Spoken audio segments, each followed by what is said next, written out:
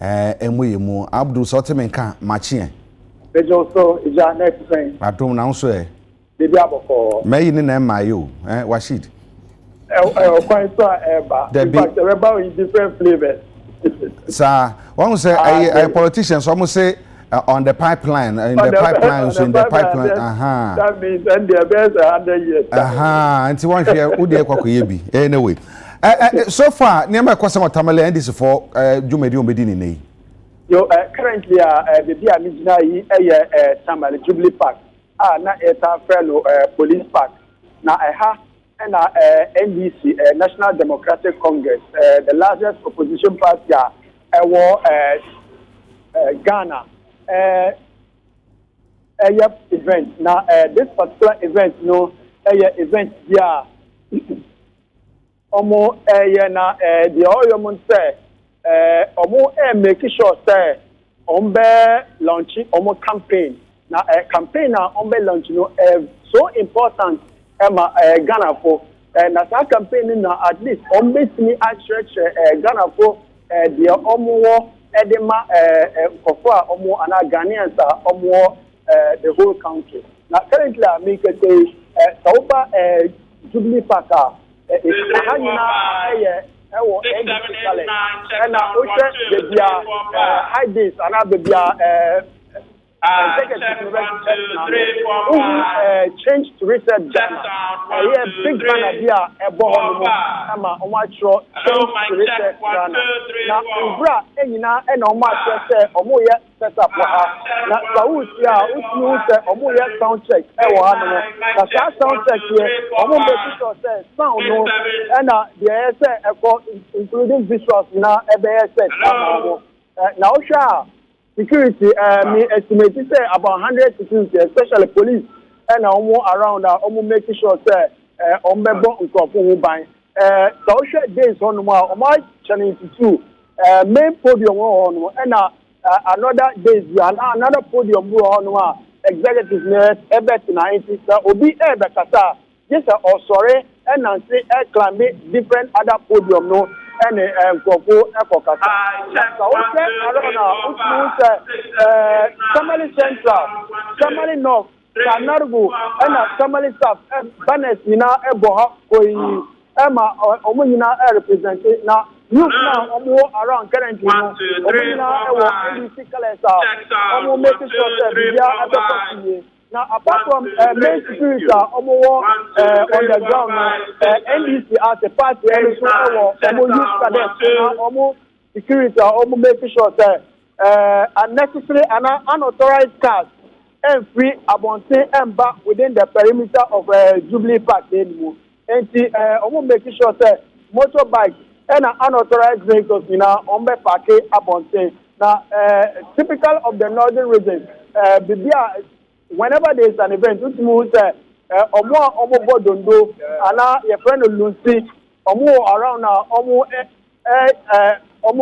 encourage ana omo usher in guests say omo ba Jubilee Park ground no. But information I hear say that event officially at 12 o'clock.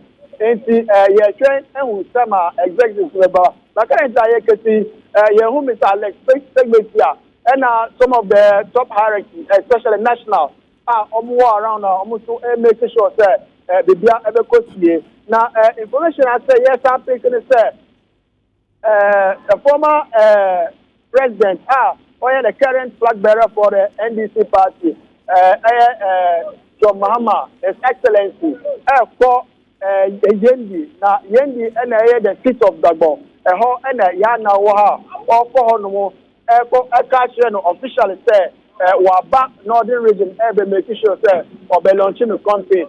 But before this particular campaign launch, the best shot, now any NDC executive, I want my share say, NDC as a party, which are Northern region now, not initially, no, now NDC stronghold.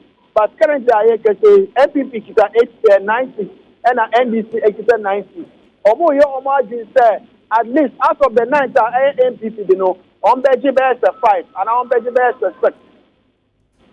And the NDC 9, so that within the northern region, majority of parliamentary MPs and MPs are on Ghana Parliament ebe free NDC. And Mejinipa said, and one of the key strategies are Oma Abahano or launching Omo campaign in Northern region. But before this campaign launch, Omo preliminary engagement with the youth and a women group across the region. And Sana and this particular event,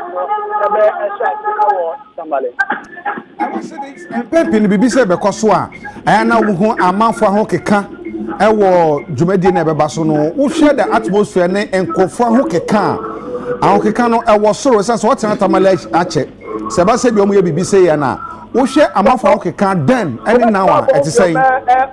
Sound check 20 me move away a bit. Okay. Question now, yeah, Nami Bisa say. Sir, what's not Tamalaya check? Tamalaya BB and him saying this for supporters war pa. Sir, Omoya event be say a man for a hokeka.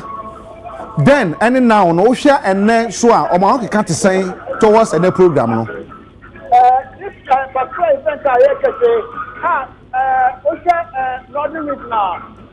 Initially, the stronghold of the NDC, but April, you know, which will use 6, if you want 9-9.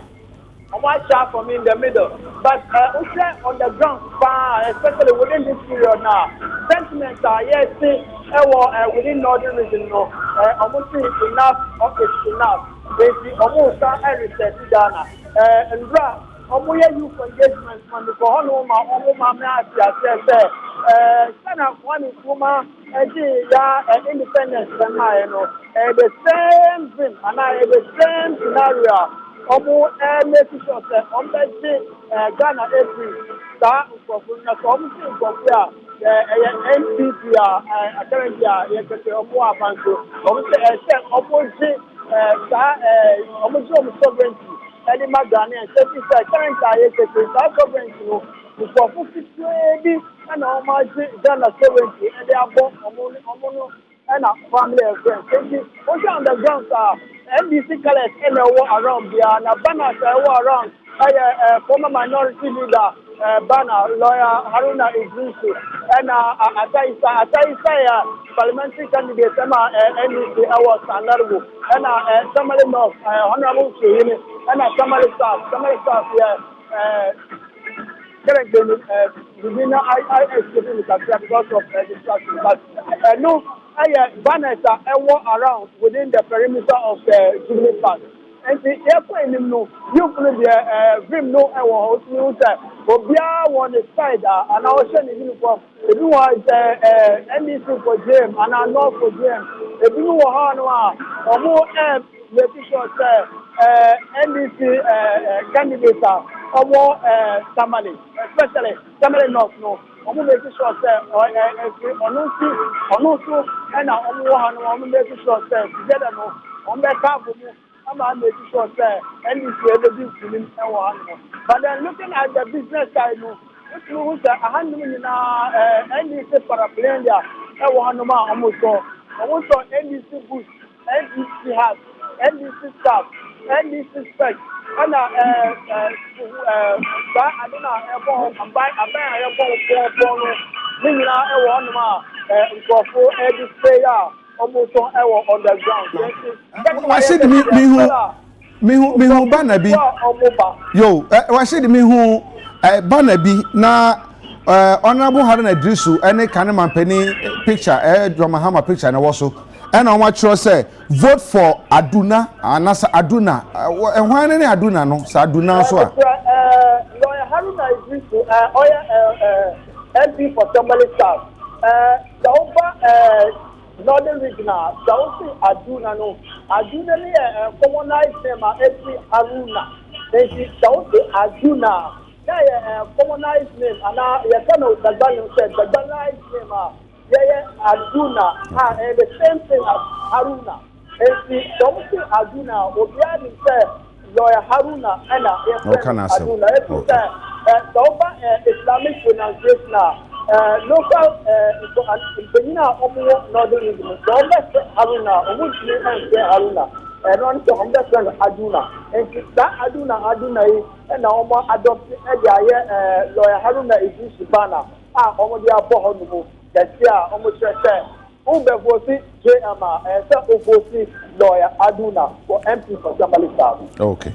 All right. Washi de bedansi yenim se wo ho de ebre ne bra na ebesa ba won na wa update yen e wo na dwumadi no ye da se pi.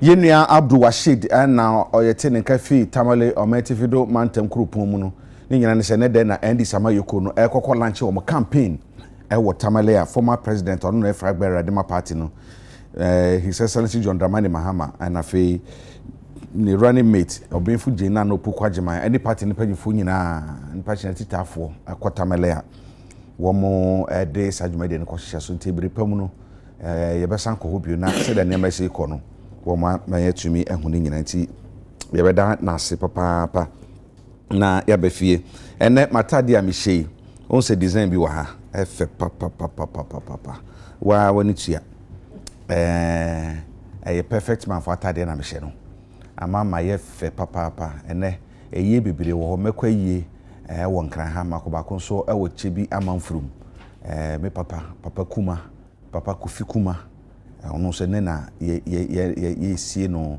ye pene korabe na ya no mu se kasa wo chebi amanfrum nti me fi nkran ha de no a na me de mani a kire ye chebi amanfrum na ja makojam papa Kuma kwan na mama ne babae na okọ nti ena me hye saa atade tuntum yi na ni nyina e kire se so patade ni bi ahya intent we don't waste time kra perfect man for kwa sabetumi akabi ni nyina St. Phillips for na edi hudwa nti number is 0244 147212 0244147212 we dey woma pama sen ho nti kwa ya na akopeja wo hye ya pa wo na wo kọ no pekra frifie na hye t-shirt uduru ho a wo je hye ya na wato aso kọ ayi no na se wo ni obi ani asem omo designs bebre any sizes bebre obi ani so ene ne de nti hye no so se obetumi akokoji bi na wapempam na wanasa wahye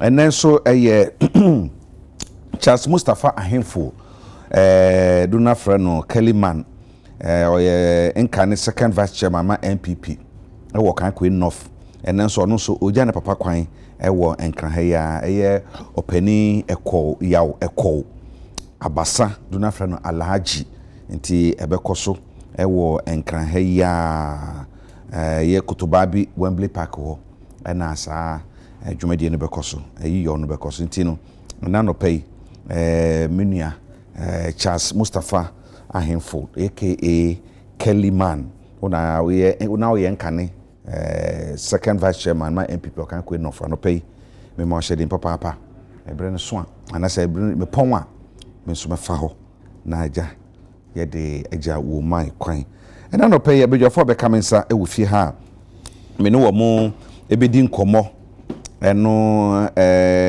wo ha na somebody can ebedwonjoro de maboso dada de otimi ni feso pe set oforu chumasi ye ka tax eto wa bi wo mu papa adianchi eto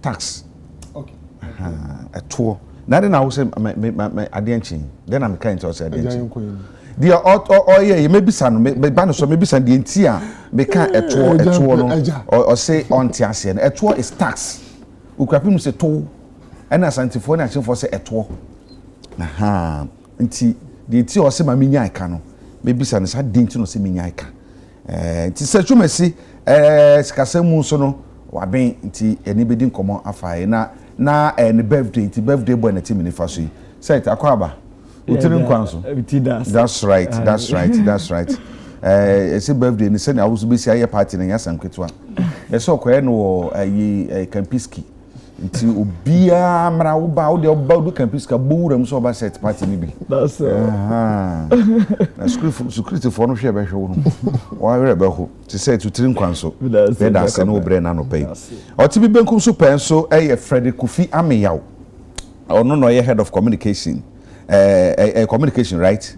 Ghana permanent mission in the UN. Let's just say you call Ghana mama Kabunko United Nations. Ghana yeso ye dom ko ni bi. Enti ye pa na mu senior wo ho no pani a ono no to nkra firi ho pa ya branch otimi ni fa ebenkum so yi ye frɛ no ameyaw Kofi ameyaw. Na Kofi na me ka se eto no o se minya aka no Kofi de nta se me ka eto tax me se eto asem se minya aka eja mre ni ho da bi mre o mre na media mre na media e mutu na nkoya ni na me ka ma twa wa sa twa san Kofi sa ho ye nyame ni aha baby a wo de wadwen ko fa na enye kura eja na wo ye de na wo se nduma adwen ko fa se bi eto na manfo bi anka ho nti na bi ha wo na se bibi abokode adom na bia en afa dua ya kwanta na naboache trouble de se kronkron ya sompa ya lawyer ni na ya okro ya nso ye ka sikasemu a eno so waben wo mu enti oye financial analyst na osaye private legal practitioner enti no nipa otisei no ye ne ntwemanso wo de ne kanso akutua ne ntam ye ne ka aha because wo ye twe asamato yaw bibi aboko ebusanfo no ho ye adum na bi aye de mi show ja o man mi she me kura se dwene me hu din awie answer no mami birthday wish mami fantwa mansa Mr. Arnold Mensa Bonsu oye former director Cocoa Board scholarship Ose Richard Ajimai now he former administrative officer Cocoa Board scholarship Ose wawuda into my happy birthday and afi anti gift si awo Mensai enterprise Mensai anasa Mensai enterprise wo achimota ediam tade for no say oba akokɔ eye wonso wawuda na Tesano Hub of Fidelity Bank for na I wish you happy birthday nti oba akokɔ bebi a obia no Tesano Hub of Fidelity Bank say omama happy birthday ana no pe ma me fasa ho kwan so na me fama owura Kofi Kuma awo chebi amanfrum ne mani nyina ma mu nyina hyeden pa na yense bebre sanso na nura nkwa na mti se me cousin baako ye Kwasi Agomeda nso wakanchi na agu wo chebi dumase nti we die Gladys ene Agomeda buhye ni nyina na edufa buhye ni nyina ye mamu nyina hyeden papa brepa mu no meba na fi yesese ye no ye nyina ede jamana go yedi ejano kwan awie on that note ye be hyase na fi yedi enkomo ensam no edos but minim say de eye kase wo mu pa no eye yemfa be 2 minutes bi na 3 minutes bi enka NDC for campaign a wo mokokọ lunch ewo Tamale no be 3 minutes bi na yenhwe se etese na nti set ma me hye se fa fruit na me se sa omokọ akọhyase ewo omentifido mantemu said ya hu ne fa ne impact benya ewo 2024 election so no se obi a wondon party ya na se bi no on neutral view etese wo ho set daka ma mentia obi na menda masenso na mentia ya hwefo UTV ahwefo ne UTV atiefo nyina na daka na memfa just seconds emfa ya busia adamfo bi enne eye na watwemienu pepepe asem ya auto no ewo aboko bi ekomoko eja to ni fiem ne manketwa miensa eja kwabena nkora ni nyina yeyi wo mo no no mu nyina afrim nyame mfa mbofra ne kransie na yankopon hye ne den oni na busia nyina na nyame nguso na ondum wo omu nyina kura ajon kopo omu ne ba wa nyini no afi na okọ class 1 ho ya dia na ya ahomte nyame anchichi ne yure Jacob na sane ubisa ye no won say ye bedu abato aka be se bosome nan na ye be kọ abato na eye amamre ema party bia se ebedu sa abre ya omukọ omuhu bom na omo ahye campaign ase ba ko mienu miensa but ebedu sa abre ya omu hie ba bi na omo aka se omo launch campaign every sa ada na eko na chese omo tie agu krom eko efiefie mu eko edwom eko miemie tete saa na omo de omo nsem ato Ghana fo anim na Ghana fo ewe ni omo ahunu na ene ni omo aye de ma afi de no eye soronko kakra ema NDC ne se ni a obedi anim ama NDC fo no oye obi a Ghana fo ahuni da enti yebewe ni a wo ye na yawe ni a wo se obeba abeye enti Ghana fo se ya no Ghanaians are very discerning Ghana fo omo adwene mu ado enti se first na obi kan bibi keke na ayese se wo ye NDC na wo call voter regional de obeka bia no ye to ama wo ye MPP na wo call Ashanti regional de obeka bia e beto ama my expectation for 2024 election is shocks bebre ebeba nyoma nkrofo endwene se ebeto won both the two major parties no mejidi se ebeba and this ebenya may be having some shocks ewo voter region and this may have some MPP may have some shocks ewo Ashanti region enye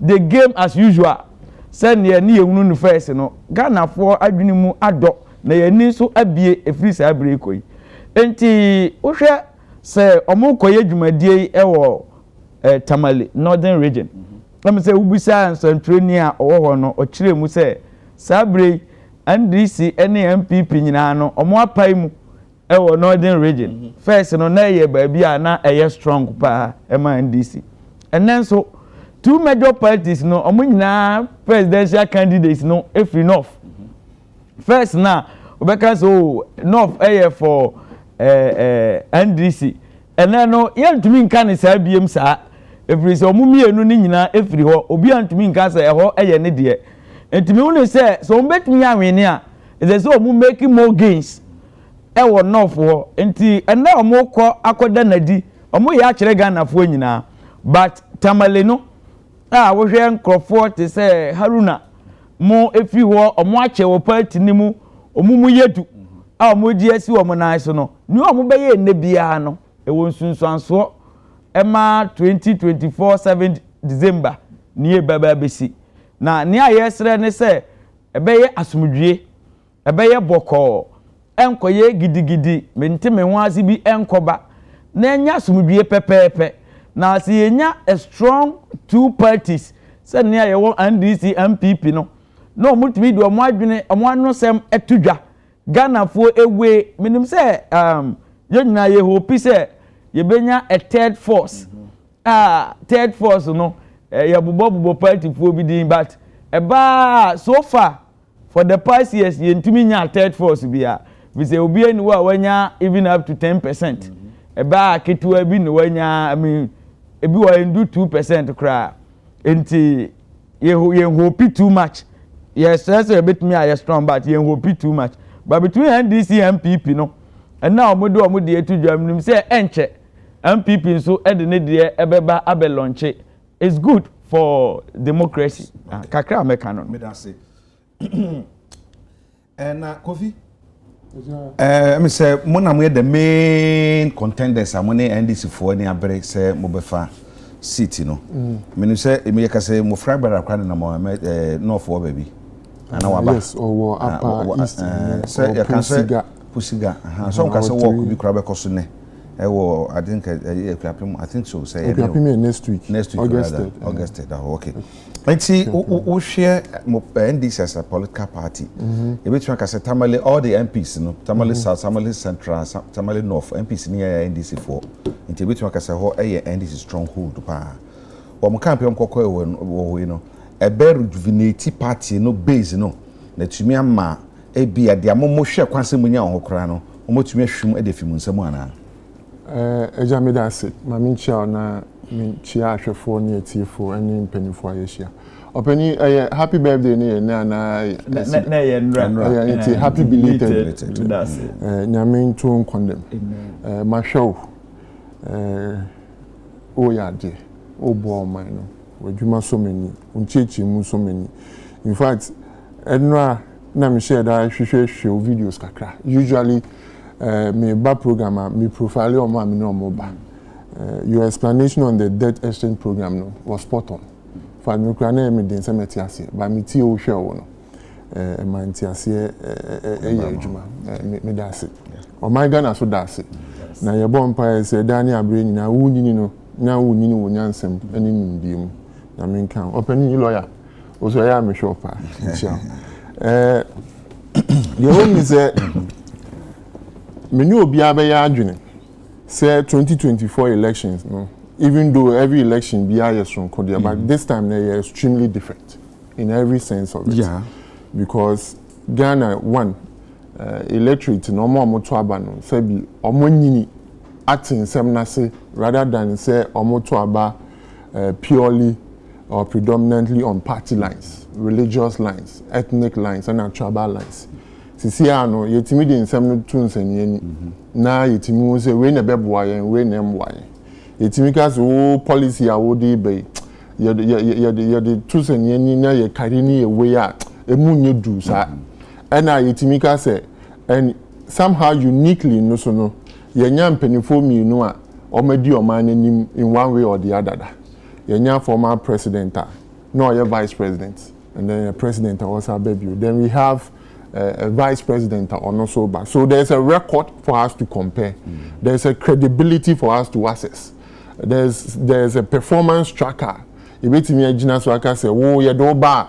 Oh, bet me about be consolidate on your gains and make sure say your man be coining. Also, you share track record that.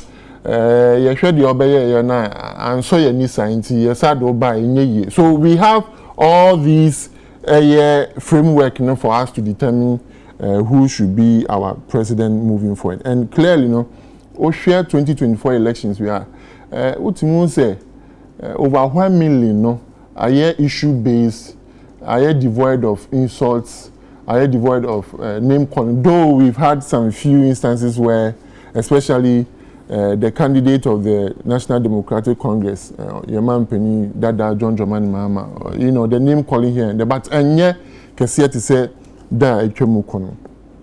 Ebio Mestre Ghana for when need the Muno Boom say 2024 elections we know. Sebi, and yeah, before no see the Kotwabano. I understand that we are in a very difficult moment in the life of the country.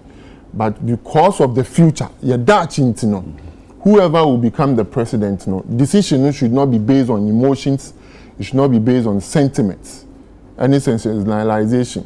Sensationalization and your man, Nasi, man, your man, Ayona, we na yesi, Ayenina, so we na can say those unfounded allegations, and Yanuna, Medrin said it should be the determinant in choosing who actually should be the president, but who has the best policies, who has the best programs, who has the best plan for the country moving forward. Now, specifically regarding the campaign launch of the NDC in the Northern region, for me, and where I'm coming from, so we NDC ni now doing say 2024 elections was a walk in the park for the NDC. So said we rethink again. If you thought that idea it would have been so easy for the NDC. Sabre Biu. And we MPP. I will come there. Me can remember my and now we MPP near the NDC choosing the northern region and Tamale specifically should tell you say 2024 elections we are indeed going to win based on strategy, based on our record. So Osha, since President Mahama Beye president and also a core battle man, the NDC, the gains of NDC in the northern part of our country, can in the northern region and Savannah, northeast, and the northern region. Osha, you are looking at 2012 na MPP nya 39.11%. 2016 ye increase enya 41.5%. 2020 ye nya 46%. Currently as we speak now, seats members of parliament are currently 20 the 8th parliament we 99 ebi kra ka say 98 in favor of the MPP, but OSHA record means say 99 MPP were 9, the NDC also has 9. Oba Northeaster, in fact presidential no, His Excellency Nana Addo Dankwa Akufo-Addo won in that region, and MPP has 4 seats, NDC has 2 seats. Oba Savannah MPP NDC were 4, MPP has 3, and John Dramani Mahama in 2021 about 60%. So we share the total record, and our figures are available now. It should tell you say increasingly no MPP gaining grounds in the northern part of our country. So if say indeed NDC will be here, say the opinion can so more can say Chumasi can, you know, if NDC really want to do well in the northern region, then they must really pay attention to the northern region. And I believe that what they are doing there today, you know, is an indication, and it cements the fact, say indeed, because JJ time now at time, they were doing extremely well, and even northern region was even a no-go area for the NDC. But with John Dramani Mahama, no-go area for MPP. For MPP, sorry.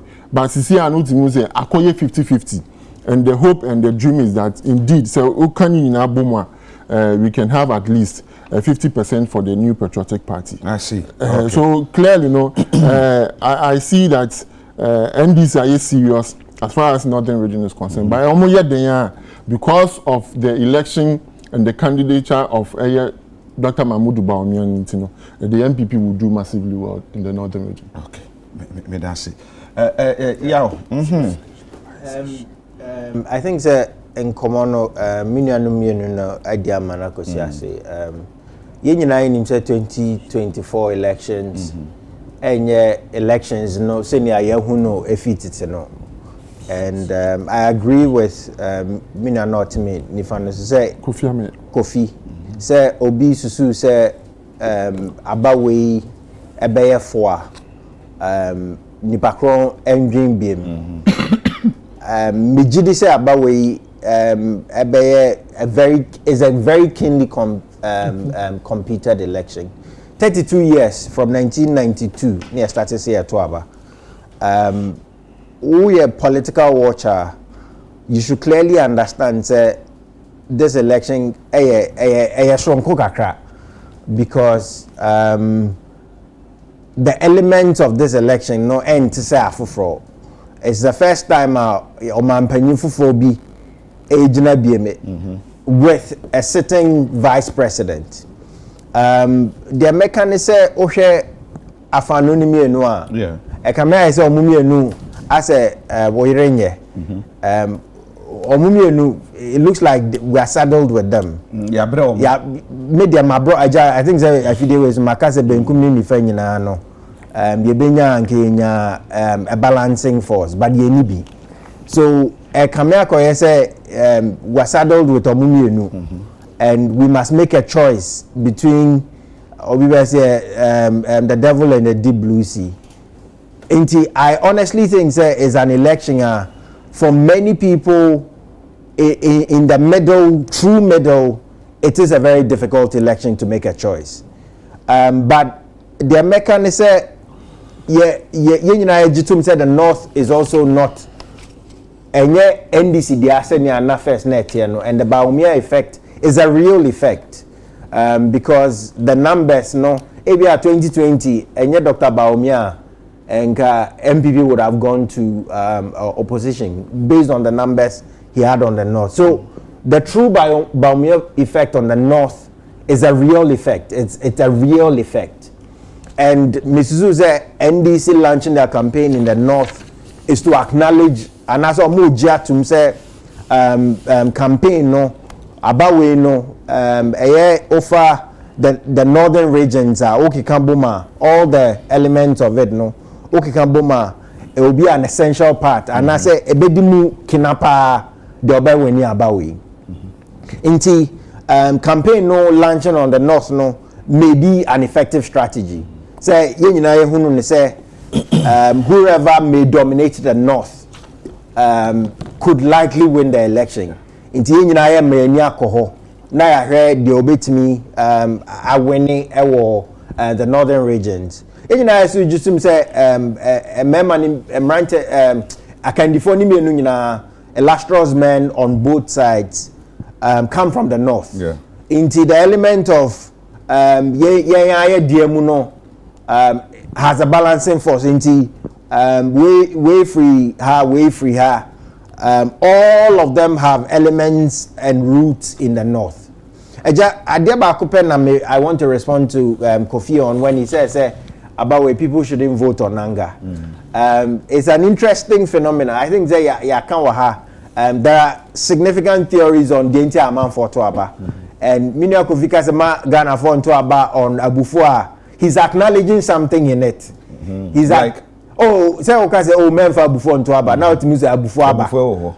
You know, so it's inferred from the statement. I don't need to ask. You know, so I think the MPP acknowledges. Yeah, we do. Say election, no. There's a lot of pent sentiment, and legitimately so. Wow, and to tell Ghanaians say me and before into Aba, even the element of surprise. Into Kennedy, Japan rose to become the second and gain the so elements like surprise, anger, even fear. That is why tututu ne bomba it affects. So anger would play a significant part of the election. That's the point I want to make. Okay. And Ghana for saying I think that there's a lot of discernment. Yeah, nipa be brave, atra. They say okay. And Mrs. Su said, particularly if there was an election, we need to interrogate a bit more. I was saying yeah, there's election. Okay. Because you better budget. And also because you better debate in us also. Say about debating also. Sign you mean you have be ure. They actually say, what are we debating for? You be debating for economy and I say infrastructure and I say a day anti you better share the but let me just bottle up in wishing the NDC well and saying we wish them peace because you see say unya the best of the two worlds and you likely get a good leader. It is in our interest say America and Orenya omumienu we are saddled with it. In the empire bond say afanunimienu anye bia would gravitate towards nyeye. Na Ghana ultimately benefits from it. So we wish them well in their campaign and may the best man win as we always say. All right, me that's it. Yeah, you dear, and some medical can end this for you medium with the war or metifido mantem no as time goes on before be PM1 tentem. You fear in Quandia, Yabema, Mua, Nina, you be traveling for dinner, so I'm watching me, Ashe. I feel young share Chief Justice, former Chief Justice Akasimbi. Now, some more kind or say, Ababe say, mpesa de kan kasa bi na the be cheche ne nsemu say wo ma ye hyeda ense no na ye mfa me say sam jamaica wati ase a ye hyeda nye say nsuo yi nye o bi anaso nsuo de nye nsuo de bi de na ka say di nsuo koma nkrofo mu amonom wo so de bi nsuo we de nye me hu mu mo bi wom na set nso kan ampa emwe wo ne mahu krase bibi tuntum mi wom na ya nso aka ne de na kofi nso aka enti ne nipa na ese di nso nkoma wo no nso we ne nso na nye na ye de ato nchen me hwa ye nkuru ya na ya safa nso ni yanom na no da former Chief Justice Mami Sofia Kufu aka say sa na ban ni ye bi eye o hwe a o ma hyeda say we de ma me borrow former Chief Justice Ira Duce or see create, loot and share. say kamesa abana shada no ye bibi etisa say o meja pade no ye be shada say ade no nkoye na o maton afa or the SNIT hotel nsam no aye hwe so mo so mo sheda abana sheda ana run hotel no down say na be ya ebe ye so enye na fi adane ade ama obi na sasa mo kan yi Kofi sa na tie ne tie me bisa sa ne say na me no kasa yi adwuma ko ba ko te say produce buying company PBC edeka adwuma ye fo no be ye 11 months ni yinchi omuka ama according to reports amenya no ka kire say on the 7th of August omu be demonstration kase pa e wo Ghana ha PBC ay adwuma ko ebetuma ka say ankense se gu na so bibia keka ko no egu anesa ama bank fo edeka kra no akọ ama wo assets bi ti say cars bi ni sisi okra no banks no ebe fa de call yenya ne ntesa ama omo cars kra auction cars a whole articulated body no chances tax gu ase no ye turn 15,000 Ghana cedis you video no meet me ya kiro ye bo auction no at the car bi a ye turn no obi so be ma 20,000 and now obi so ma 25,000 ye dem ma 20,000 yan for 25,000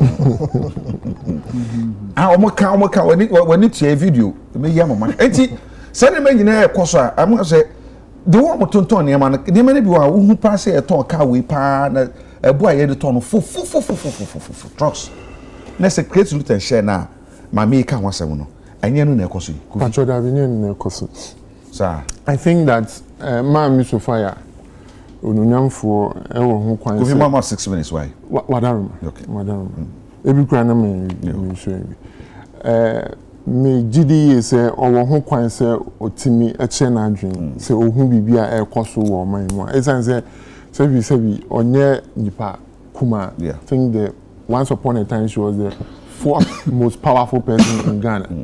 I don't know if at some point she even became a president. I mean, when in Penifoni Bitutu Kwano, I don't know, but Chief Justice there, so if she's making such a statement, an opinion, and yeah, we need to discuss it. But I think that so funny and yes, sanity, especially when or zoom in on this particular government. Okay. Say intentional, say or manager party we are na yatoma yahono. That is not the case for SNIT, and that has never been the case for any other state property as far as this government is concerned. The reason I make us say is first, the facts are that the decision to sell the shares of the SNIT hotels here wasn't even started before this administration, way back in 2011. But answer no, adibakuna me say we need you say, unze SNIT no, openi waha, openi chumesibeti me acheche mu further. SNIT is more or less a financial institution or an investment institution. Omono, di omunya no, they are supposed to invest it.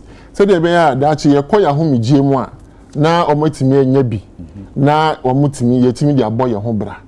And omodwuma ni are very sensitive because at some point they deal with the vulnerable in the society. I'm talking about people like omakom jema say bi omo ho ordinary emre omotifie no.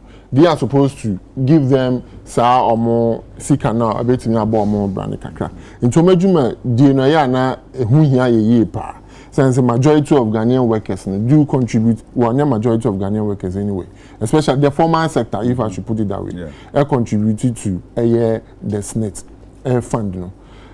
So at some point, now say be omu diju maybe and so more investing into a particular venture.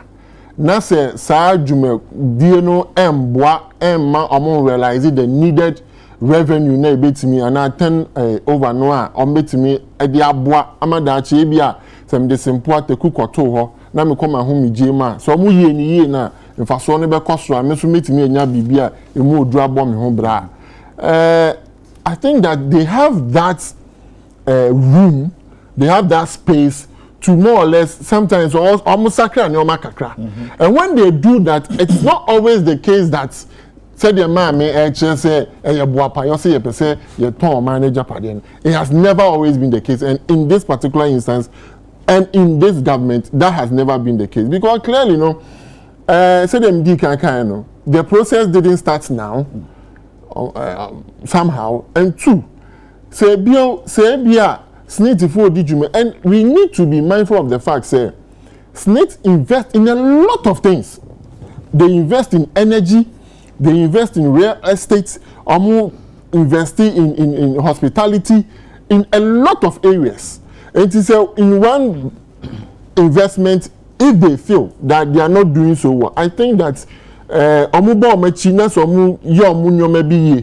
na sebi omutimi sakra ne omem na mfa so ba but no maybe penifo kan sembi aya na madwan mikesene kakra esan say this is not the first time SNIT ejani shares mu ama private companies and individuals to own them. So I don't think one can say that administration, those governments, it was intentional. It was to create loot and share, because SNIT had a share, a majority share, or some shares in a merchant bank. They let it go. Nobody said ma'am yanka say abano share that at that time, say or per se or say no.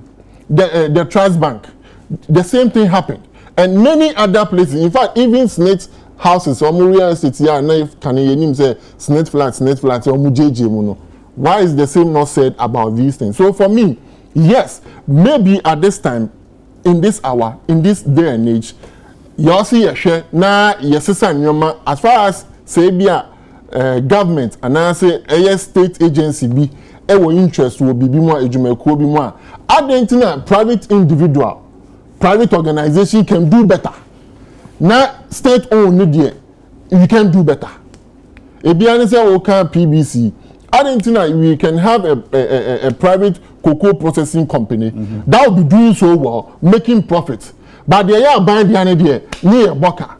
And I think that we need to look at it. And you say and look who be na between I say. Adia na buying there. Na you share the way you fast okra run fa. But we have hotels and so on. And as institutions are who be so ya buying there. Omo make profit. And you na make profit. It's a day na we no there.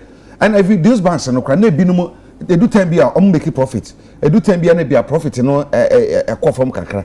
Enti den na wo ho nti a yeah, there's a commonality, and that commonality is that there's a problem. But say, oh, the problem no, echo share say, buapa say abano gu ejumekuo say the be on better amount. Then you are also creating a problem. I believe strongly that we need to have a holistic view as to why a certain state-owned enterprise is not doing well. Let's go into the details. Near certain say some managerial malpractices be incompetency be and also your sacred but to make it political, that is where the problem is. And I believe that in the case of a hotel near the Akikaki Town, a purely managerial issue. Because I'm told, and I know for a fact, that when they changed management, Labadi Beach Hotel, it started yielding results. So that tells me, and of course, the difference between the private company and the public company is management. If the edifices are there, the structures are there, and the and the man for so aba and I say beboka. Say no na dia. Then let's go into that and make sure say abandon the embassy from not KPIs are asset, especially the SIGA. Edano na obi nya dia. Ye free ho. Then na here to me nya sa. See who say a managerial issue and this are near my bad. And I didn't get to me and say, what can you na me imagine ko bibi so? E can me be say your family banking sector clean up impo. You say banking ho no major problem no e managerial. It is a managerial na ebe to me assistant no say na Labaji Beach Hotel. You to me assistant as a member no company other state institutions how do be a na ye done it, for instance STC bra ye de Mr. Nyama Donko, the late Nyama Donko, may so rest in peace. Papa no ye de no call STC no Nyama se sign e Nigeria enti no se enum say Nigeria na problem na why then say na kan na KPI yes set say masa aha wo kwe no enkrata ni we are looking forward to say what they obema nya 1000 every busumi bia be nya 1000 Ghana cedis obetumi asebetumi sign wa sign busumi no so ntumi enu ho a kodoko tena se ye bi no be fufu ama na be ye enti ebema na very even competitive am obi anso professor meye se na be ye enti se enum say Nigeria adenti na ye ntena se na ye hwe se Nigeria problem no ye ntumi solve ma ni nye asoman ama ni nyina ho ma ye nye se na se ye enkomo na fa ni ye di okay tina me can say the tie the honorable Sophia Kufu kan dia na wan hwa ye be se enkomo ni say the problem might not always be Nigeria, but predominantly Nigeria, because Nigeria can say structural. You need a management to fix it.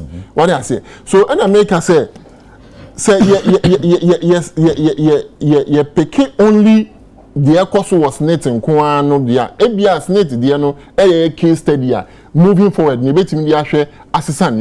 but there are many other places. I believe strongly say also are buying any cohort kese because I for one don't think say, and I've seen Ghanaians, especially where I work, and thank you for introducing me the how Uchechi.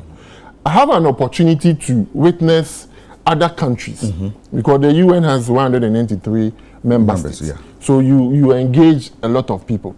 And we have Ghanaians coming over, a delegation of Ghanaians who are civil servants, public servants, coming to the UN, dialoguing with other countries, and you see the experience, the exposure, the knowledge, you marvel. So I do not accept, say, si a person yet na sini a person ye Ghana ni ye. And also be a civil servant or ye juma or ministry be or ye juma or agency of government be ye de ne to anoso onye ya ontimi.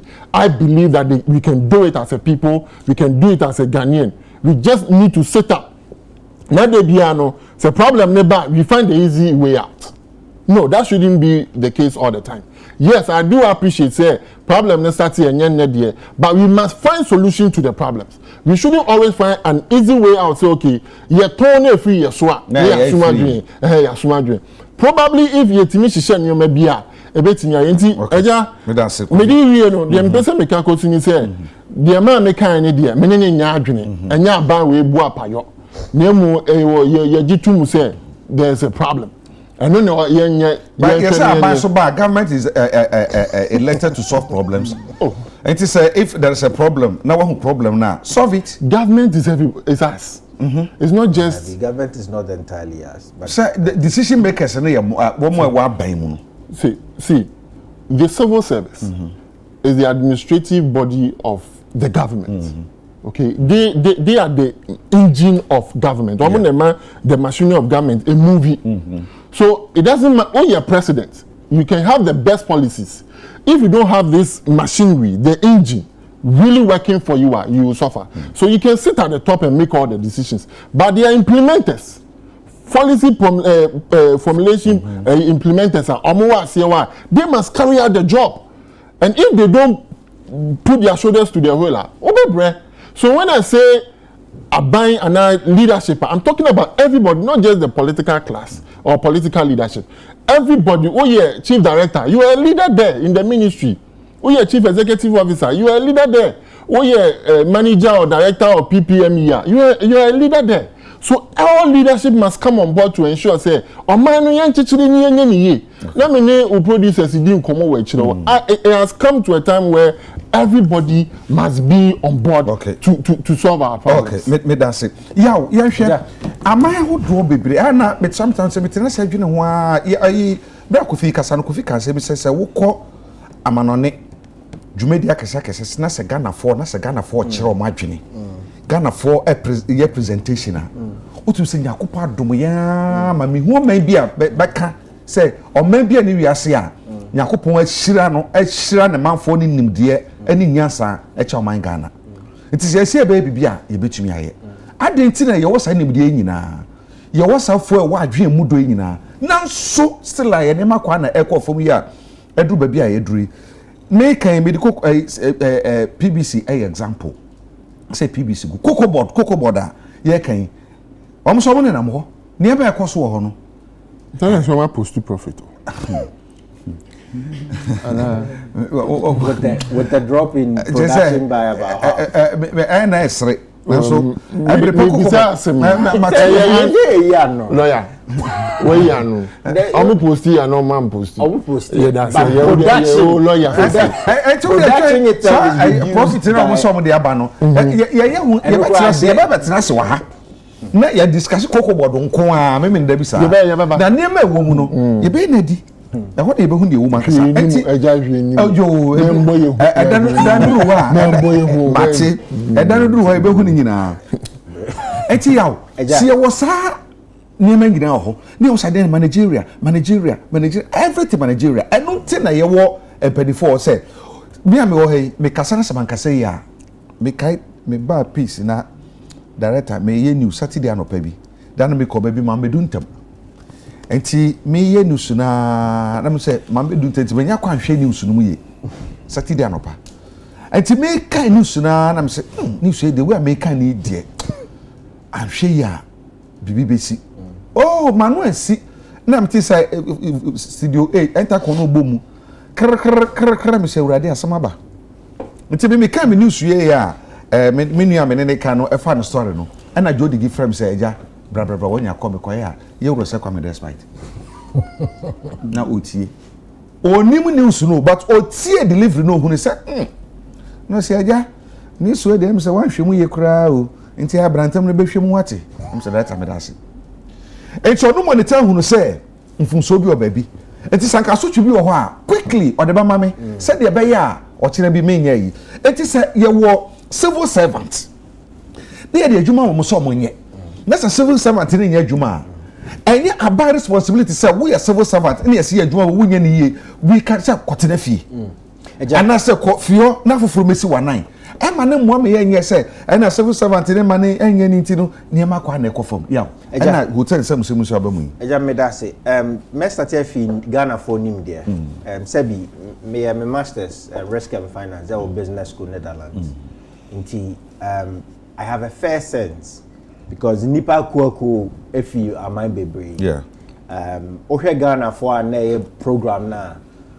Now the toto even the very civilized it and me shows Ghana for a school baby. O the Ghana ni quality etoto it will match anybody anywhere. That's the point to be made. But busa I say aden Ghana for quality matches but ye nyina ye be hwam se enkyekere o man a ye timi kyekere ye nyina ye Ghana we ye masa asem no ye mani let it simmer down ye ndwen hu ye eja memi nsusu ye mo politics no ye one of the biggest problem and that is why Amaka said MPP ni NDC no until they come to a point realize Ghana no ye there we all need to sit around the table devoid of the politicization no Ghana no ya enko babia. Let me give you two reasons. Say you to aba na MPP win ya. And found when they said the best man NDC and I say CPP and obey MPP Nino without recourse to merit. And yeah about a merit-based system. And because I'm your party card. Any system you build not on meritocracy is doomed to fail.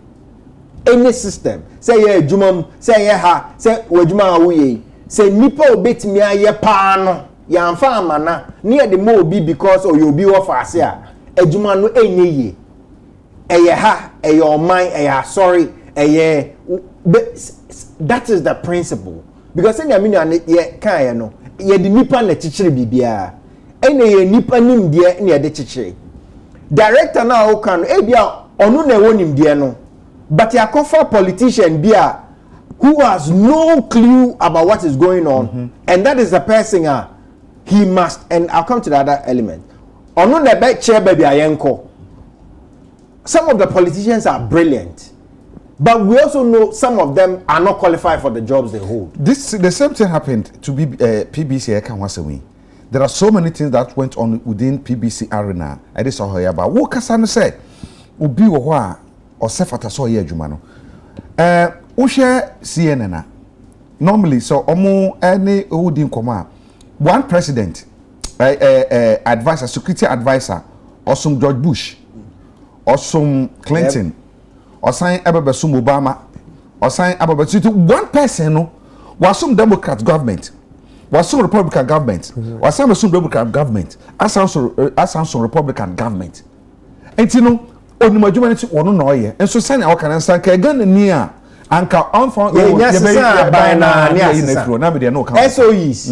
Yenya to aba necessary. Yenya him say one here all the MDs here Bapamobia. Yeah. Jamaican say so. Me you question before I come to SNIT. The Edika know one of the biggest problem is the politicization of this country. Ya ye no afanu ni afanu nka inti baby for me fanko.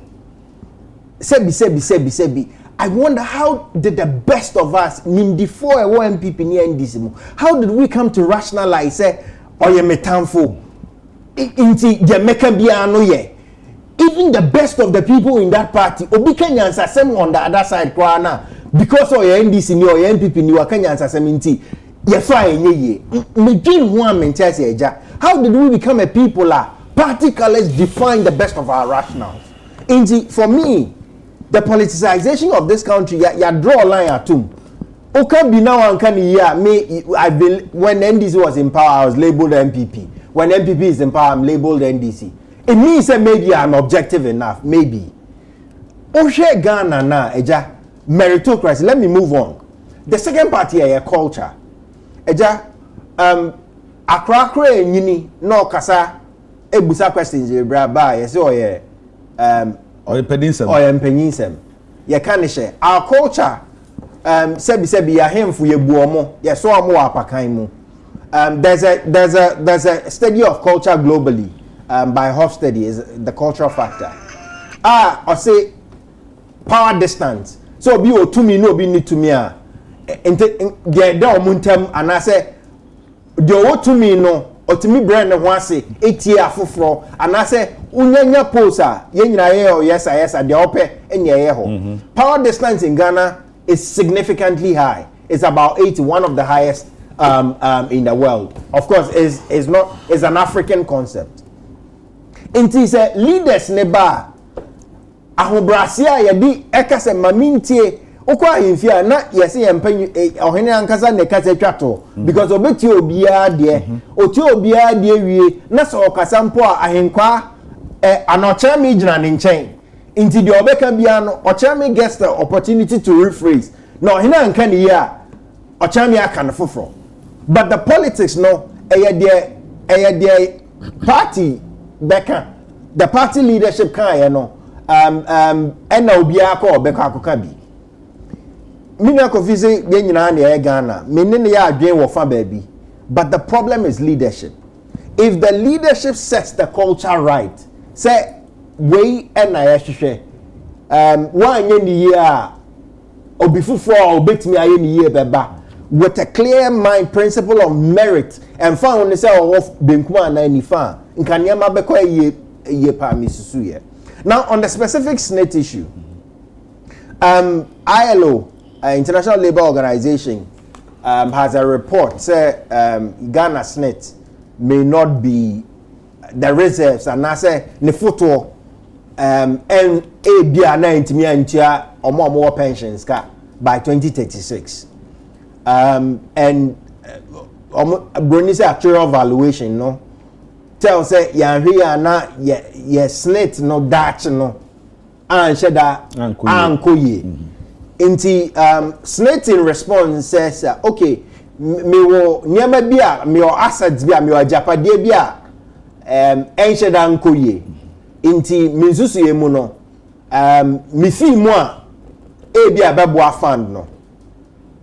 That decision needs to be interrogated in maybe on the pure investment side.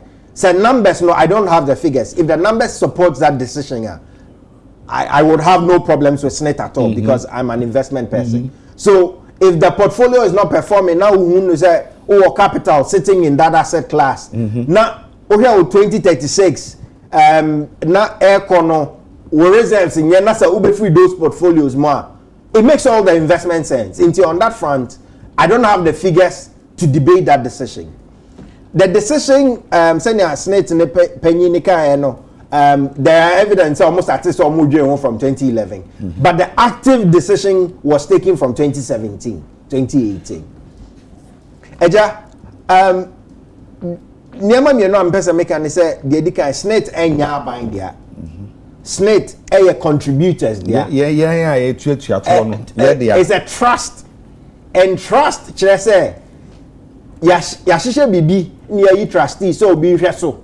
Na the beneficiary ni ye the ni sika ekoto no and na de ni ye ni dia. So on the basis of trust law, SNIT enya bind dia contributors no na ye omo dia. And that is why I say oh here board now workers union our representatives and of course president by his mandate so appointed amount for. But this issue no must make us interrogate SNIT very well. Okay, private pensions are to say 2012 in a pensions act in the buy new tier 2 and tier 3. If you look at the portfolio now, I say private pensions no abaye kesi acha SNIT. Yemusa ye ho say eba say na the tier 2 and tier 3 started 2012, which is just about 12 years ago. Yeah. For private schemes that started 12 years ago, eba say na abaye kesi in 12 years. SNIT. I think there are hard questions to ask SNIT. Yen na him say SNIT wosika fitete. SNIT BBIB. They develop markets. We appreciate that. But me so SNIT can be far better than what it is. And maybe a part of the problem is the medical say you better appointed people of merit. Menkan they say omo that do not have merit. But we also know some people are appointed purely on political lines. Yes, statistics nipa purely on merit. Like we measure them purely on the meriter. SNIT probably will become far better because SNIT is here no. Mr. T. Ejuma 21. That's when I started working. Miye University 20. National Service 21 and Mr. T. Ejuma. Meko pension I said 60 years. That's almost 39 years. You better to me kakran sa cause say medro. Mikodro SNIT say a defined benefit. Inti nya me ntobo ano na ye behwe so dia ma me bi. A formula. Average of your 3 years best near the amount. Inti a formula you calculate a defined benefit. The problem with that say me beko pension na madwuma e phone ma e bia my last 3 years no. Obviously, that increasing my salary just to mark up, and it happens. Into the structure of the scheme itself, maybe I will say again, but it has a social element. Say, and yet purely based on investment. Government has a way of supporting, and some taxes and things goes into that. But over beyond the structure, I think it's the investment strategy of SNIT. We all need, as a Jumayafo you know contribute, you know. I'll say a may ni ko if an SNIT didn't sika share. What was the basis of the decisions? There needs to be a bit more transparency. Finally, on anti-Sophia, I think it's been said, Chief Justice, phenomenal person of courage. One can say as to whether or not is an entirely different question. But I think that or the SNIT, she brings the issue to the fore and helps us ask the question. Say, SNIT no, the money ye Ghana for enim day now ko baby or munim nyansa or muka be ye no. Yen na ye better pension scheme no SNIT no, is that the best that could be done? And yen na jitum said that's not the best that could be done. As to whether or not it on the part of whether or not it's a strategy for state capture no. It's a different conversation.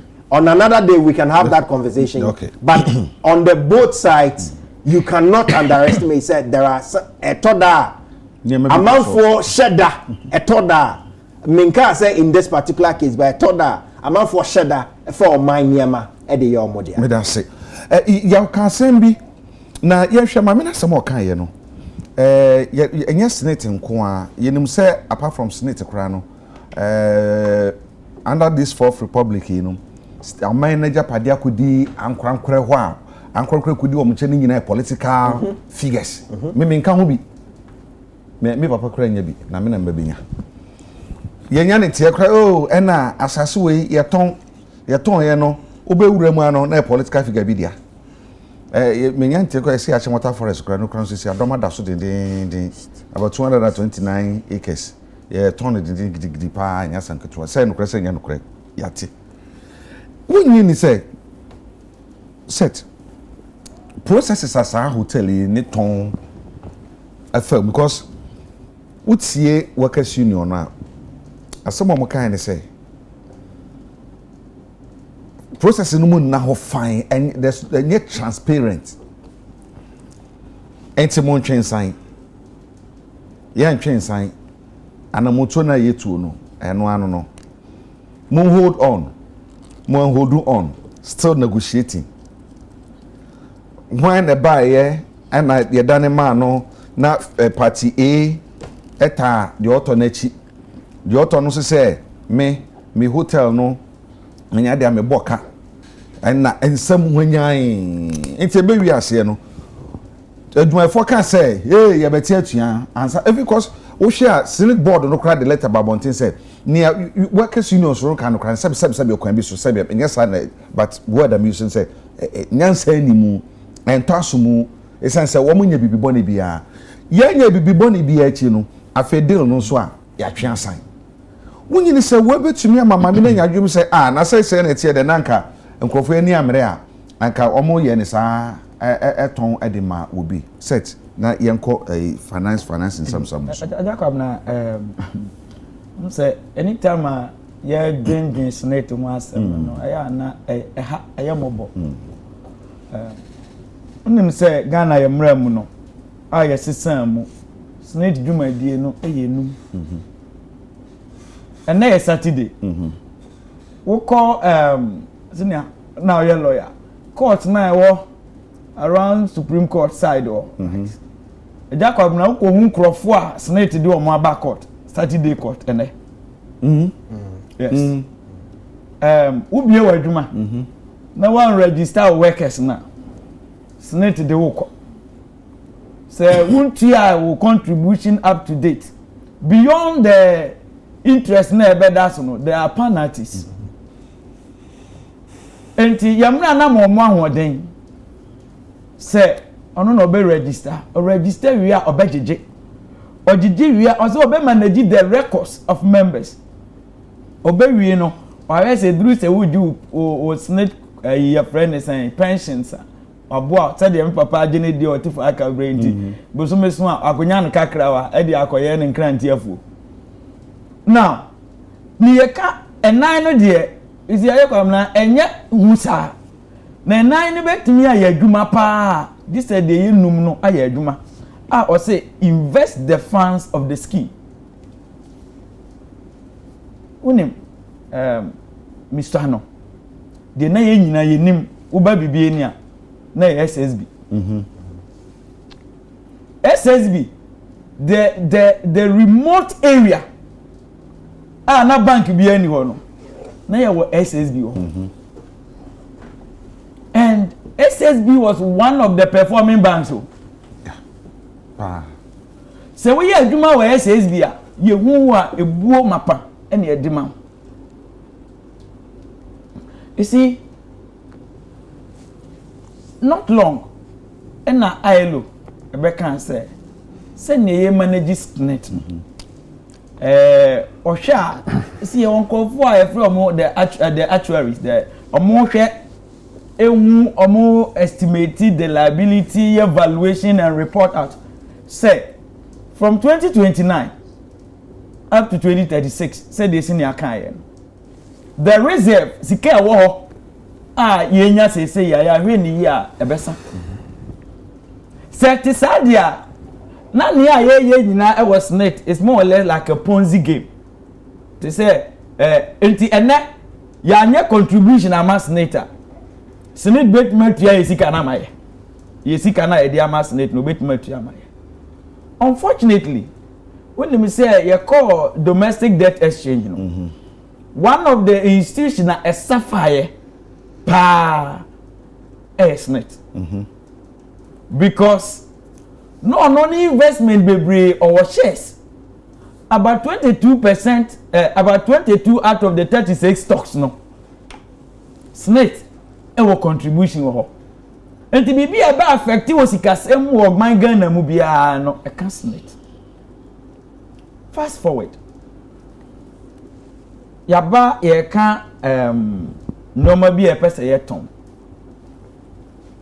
ton no is not the issue da kwa bna sebe ye nyina mpo no ba bia ye tie ani ajapade bia ye wo eduru ba bi na wo we the pros and cons wo hwe sade we se de ye ene se de me pese me hunu no da bi ma me mfa mani ensia na me hwe we no emmoa papa nanso ajakwa bna se wo ton wakokɔ bi dia na asem de me fa na akokɔ bi dia ni se wo fa hotel among all no one of them Labadi Beach Hotel sebe enye hotel ketwa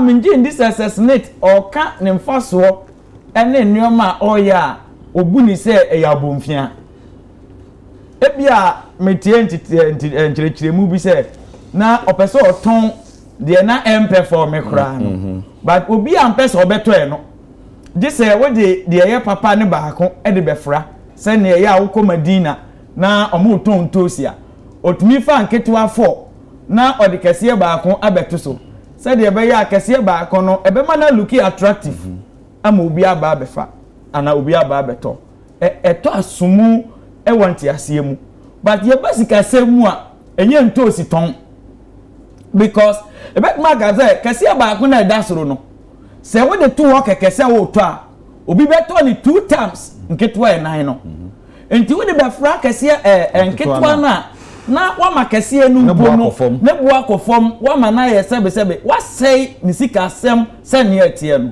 sa enkere Madina dwomu a anamalata dwomu a ma me ne bo anketewa no ehye ase na de kese ato so na amana tomu sebe SNIT ye pe babia ye hia nimdifo a omo wo nimdie e wo sika semu e wo investment mu a babia tase ye nyu omo pa e SNIT efiri se me no ka say asa June nipa 1.9 million contribution and omo tesu no da kwa bnanya nipa mienu miensa 1.9 million sabe enkrofo a wo manage wo musika no ye onkrofo mu ni onimidie mapa e chen wo a wo manage no nanso eyakwanya bi nti na wanya akwanya wo de emane endwene se onko na wonim nyansa ade na labor unions ni nyina ka wo se ade na wo pese wo koye no eya memedia na wo pese wo koye mame sabe wonne mendwene ho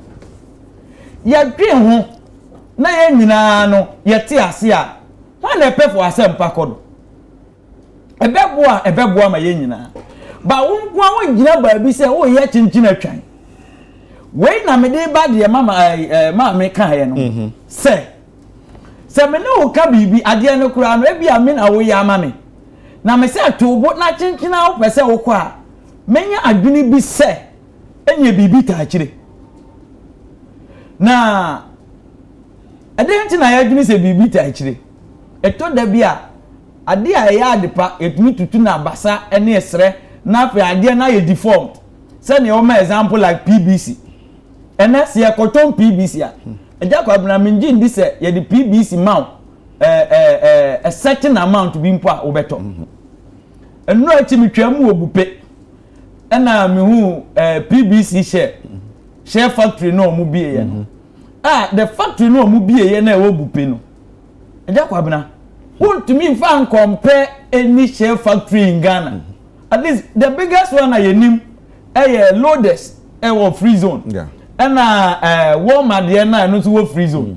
Wo free one when ya Ghana nut Techiman. PBC share enye ade na we experience o e wo cocoa and cocoa and share normally no omo association no e cocoa share not association enti we adwuma wo ha obetumi aba ohun modene wo ho ena BBC share factory esibupe no me fa ho se wo hwe video a ye ton ma 10,000 na hwe a wonto ebiem eye nyuma ko a eye aban nyuma anwa ewo interest wom chese oye a obeye kokwasa ama de no ni value akofom na value ni kofom hwe a ya ton ama aban mu nkrofo eto da bi a wuti a na ese Ghana no enti wan na Ghana eche na komam wan na dwene Ghana ho nipa na ibo obeka se medwene me ho munti na meba onya begina obedi so enepe na me wura fi say that was a promise a social contract SNIT say ya SNIT ye ajakwabna emfi kakra bi e we yanim ye nyina no ponzi ye de investment ye titoa ye de toa ye ya ni aye bibi na ekina no ya babak ni aton ni ye beton no behwe mu ahwe mu no na obi ehye ekire after all see you say management na enye said ye kan ya you can sign a management contract get expert te Ghana na ye ni bi mpa papa bi amintumi money ni hotel ewo East Legon me ko ye me menene wo nkuta ho pa am di no South African minim ni bakro woko other hotels bebre no wo bewe no okofa professional wa fano enya because say oye party A oye party B wa betna ho say Ghana na bia wo dwene say bia set say ne no a wo kasa ye no ya dwene say wo ye MPP na say de wo kasa no ya dwene say wo ye NDC nti ye mfa ma ho nti ye mfa ma obi a empo onye Ghana ni mpa na se benya mfa so bi kwa nya wo sika ye sika wontumi ndwene ma ye wonnim nyansa enchen ye nyina me kasa with passion if you say me so mi sika ka ho. And I suggest me for the mama kan ye no so because e need da honbone adenti na mama ne ondwene ho e misika me na wo hwe ade ne so ama me ya ndwene ho na o ya ye chinchin atwan as I say calling for strike and your friend is saying see e beka say ye nko adwuma before say ubenya kwa say bra na ye ndwene ho ana and the board of SNIT as I say omuti ase in shame omo aboa yen in any way megini so bi oti wo bia no bia among all other factors no sabi ni interest bi ehye ba bia o ma yehunu the management of SNIT okay say just some few months ago and changes say the a friend is saying the head person me man title no me refika something general Director General. You can't say Director General on step aside with immediate effect. Now even no payment in lieu of notice. Say me be ya say this agency. Bibi a me dwene ho enye ye. Na say de ade ne be ye no. Say mama wan tena se na edu kina ehwe ne beba. And up to ene ya mana akofie yetua ni sika bia ye mana akofie ntini yetua ni sika no enye so deserve o ya ma emra asase ye mana notice no eson ya anka sika no ye ntua no nipa obeteki over no enye so firi abontin na ba yo no so oka management team ne ho nimdie bia na owo bia anka obetimi di aboa no I don't think say 3 months minimum notice period say ya 3 months and you be man notice now the 3 months no and say she must need egu then after now no within a short time there are notices about say and I ton only discerning Ghanaian bia no ebedwene say there might be something yakataso so I mean it's a good call okay and I nyina no yamfo aso na interrogate SNIT to the latter okay you interrogated the board the management to the latter na nkoba so obi ye bibi obeye no afa ne ho adi ye be kan aburo so na watwemienu na atwam kakra me kan no ampa we dey briefly Answer na yewo abonu do aponsema dwunu num se na meka do ba ko na ye be sore na ye nyanti ye bi mpupu ye bi se director of communication de ma MPP amayeko no Owura Richard Ahiagba ese wakoko ne ka akokonya kwanhia odua pompo wo ben konongo nti ba no ho ye according to report and second sisia unconfirmed report do nti me producers wachiro frefre say ba bitumi ehu no kurewum as ise ka say owo Comfort teaching hospital nti Owura Richard Ahiagba communication director ma MPP no say we the car kokonya kwahia wodua pompo wo ben konongo Asante Mantem na so ne ho ye hospital wo Comfort teaching hospital nti no e de betwa mu using flash na etuminti yegusu a ye di akiri na yahwe se no kren so dia ye ma no speedy recovery kofina aka bibi na ye mra penifom you no aka report bi a ILO de ba ye say ebia ye reserves no SNIT reserves no be depleted by 2036. In fact, SNIT for issue everybody to refute that, and in that statement, you know, also meka also say Omoka say it's not the case, and it won't be the case. Okay. Because Oshe Act Cry Brana Act 766 now, they don't depend on reserves to pay their benefit, rather contributions no. Tigana for Munya Botoya. Nemu no mujitum say also mbo amuhumodin bia say de be ya amajuma no ebe me da say we dey o kan na me be say ebra adwuma for ene amanfo hye so mo kasa sanko mu tie yen a anka me sanka edu ba bi anka eduri ebra ye ka no na ka me say o mu buye mu abomfi ase say contribution o mo de ya Mama Elizabeth Ohene a well-known person. I bet you can say wabi pa solid pa so edu baby no so statement or the by interviews be or grant and say yeah workers na yeah contributors and no say you gumption no if I may because of where I'm coming from, if I may, sometimes in penifo amuti omaju mu dopa, but sometimes say ye di tumi hye won sa ana ye di Jumedie bi ana di bia bi shon sa you are opportune to have the full facts. What I say when individual decision say bia Director General Kofi Mafu and sorry prekope say bia hotels no ye pese ye ton ye shares wo it went through a process. Okay. And bia based on that process no any determination in that decision no and no as a manager na Director General no ojina so di to anamo so me say or no as an individual and management nemo it has a board that includes even the labor unions and do maybe share asem no let's not throw away the baby with the bathwater. Yes, we know that also we demand more from SNIT, but sometimes. And obi anu by adwene sa na so no se wo ko se do twa sa nim se na chiachia.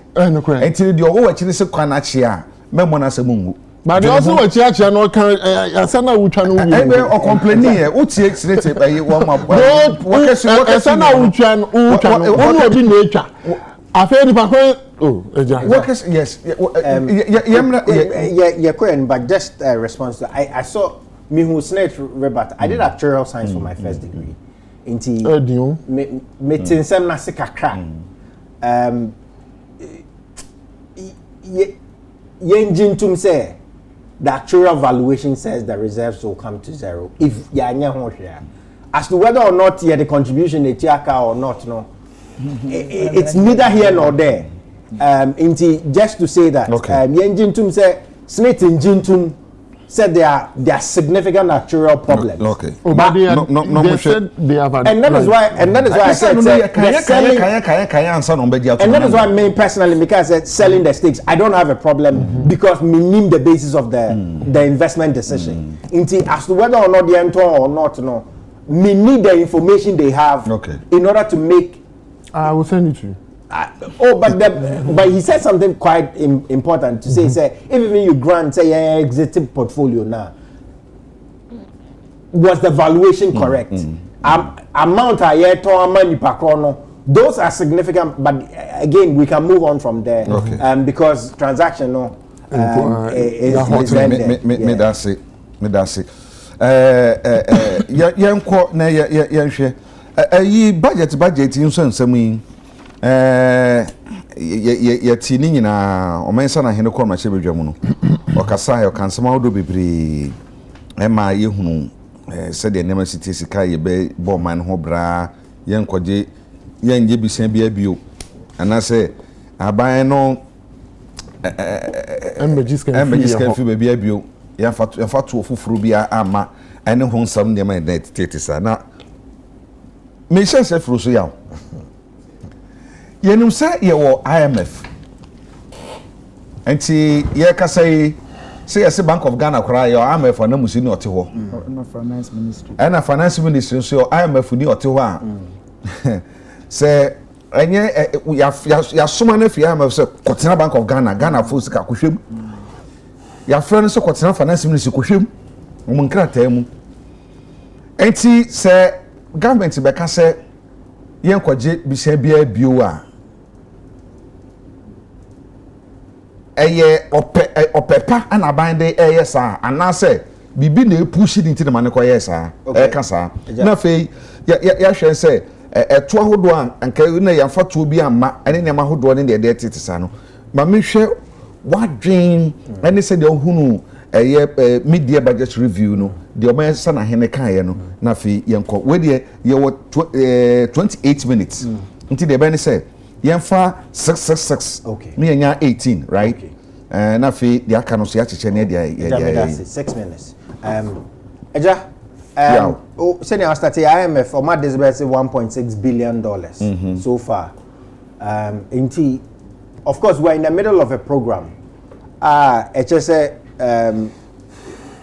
IMF and a boy amaya recover economy eja there are nyama bi wo me you to sector no omo peno at the last but Mrs. budget there are very essential things that me person me highlight okay the kind okay paragraph 11 minister not talks about debt restructuring and no say official creditors committee for no there was $5.1 billion and I know mudi nkita ho but the anya de edika debt relief debt relief nature say enya say ye twaka ni mu but say bi eja medoka 10,000 maka say eja metia obosome ye bebe na ma beka say eja wadaroma bosome ye bebe die niam mu ayeden ti ma me bosome me ensanka ho nti de nka say metia obosome we no wo de aka say o tobo ase nti between ene enkosi 2023 2023 enkosi 2026 ye jai kan tu adada but enkosi 2026 kabia o say etia no so mo best start etia moka if 2026 that is very important I would highlight that but you noted that okay so the first one here, official credit committee, no, there's a debt relief of about 2.8 billion between 2023 to 2026. And a Eurobond, no, bilaterals, no, now called commercial markets now, and also about 13.1 billion. Okay. And a year involved, but and also, and not there, cancellation of 4.7 billion. But relief and so 2023 to 2026 na no another 4.4 billion I was saying kayetua no mo twentwen so na 2026 in commodity eja independent power producer so you say you know already so 5 out of 7 of them no in the lifespan of the agreement minister and say I save 6.6 billion. Eja enoka say we are living beyond our means inti yenko yembe busa sika fufuro bi ba wo hwesa budget ni mo we are living beyond our means na total revenue yenya between the 6 months no 74.7 billion. That's paragraph 48 and 49 and our total expenses that is commitment ayedi kan make 95.9 billion. Instead of Nti before no now the car yebeka kotia because November minister na ba parliament. Last year November. Not the debt, not the debt that ebetia ni nyina aka ho. Okay. Yeah, we Mr. Amintwa one. Say me dey kan e boy ahwefo amane se owura Richard Ahiagba.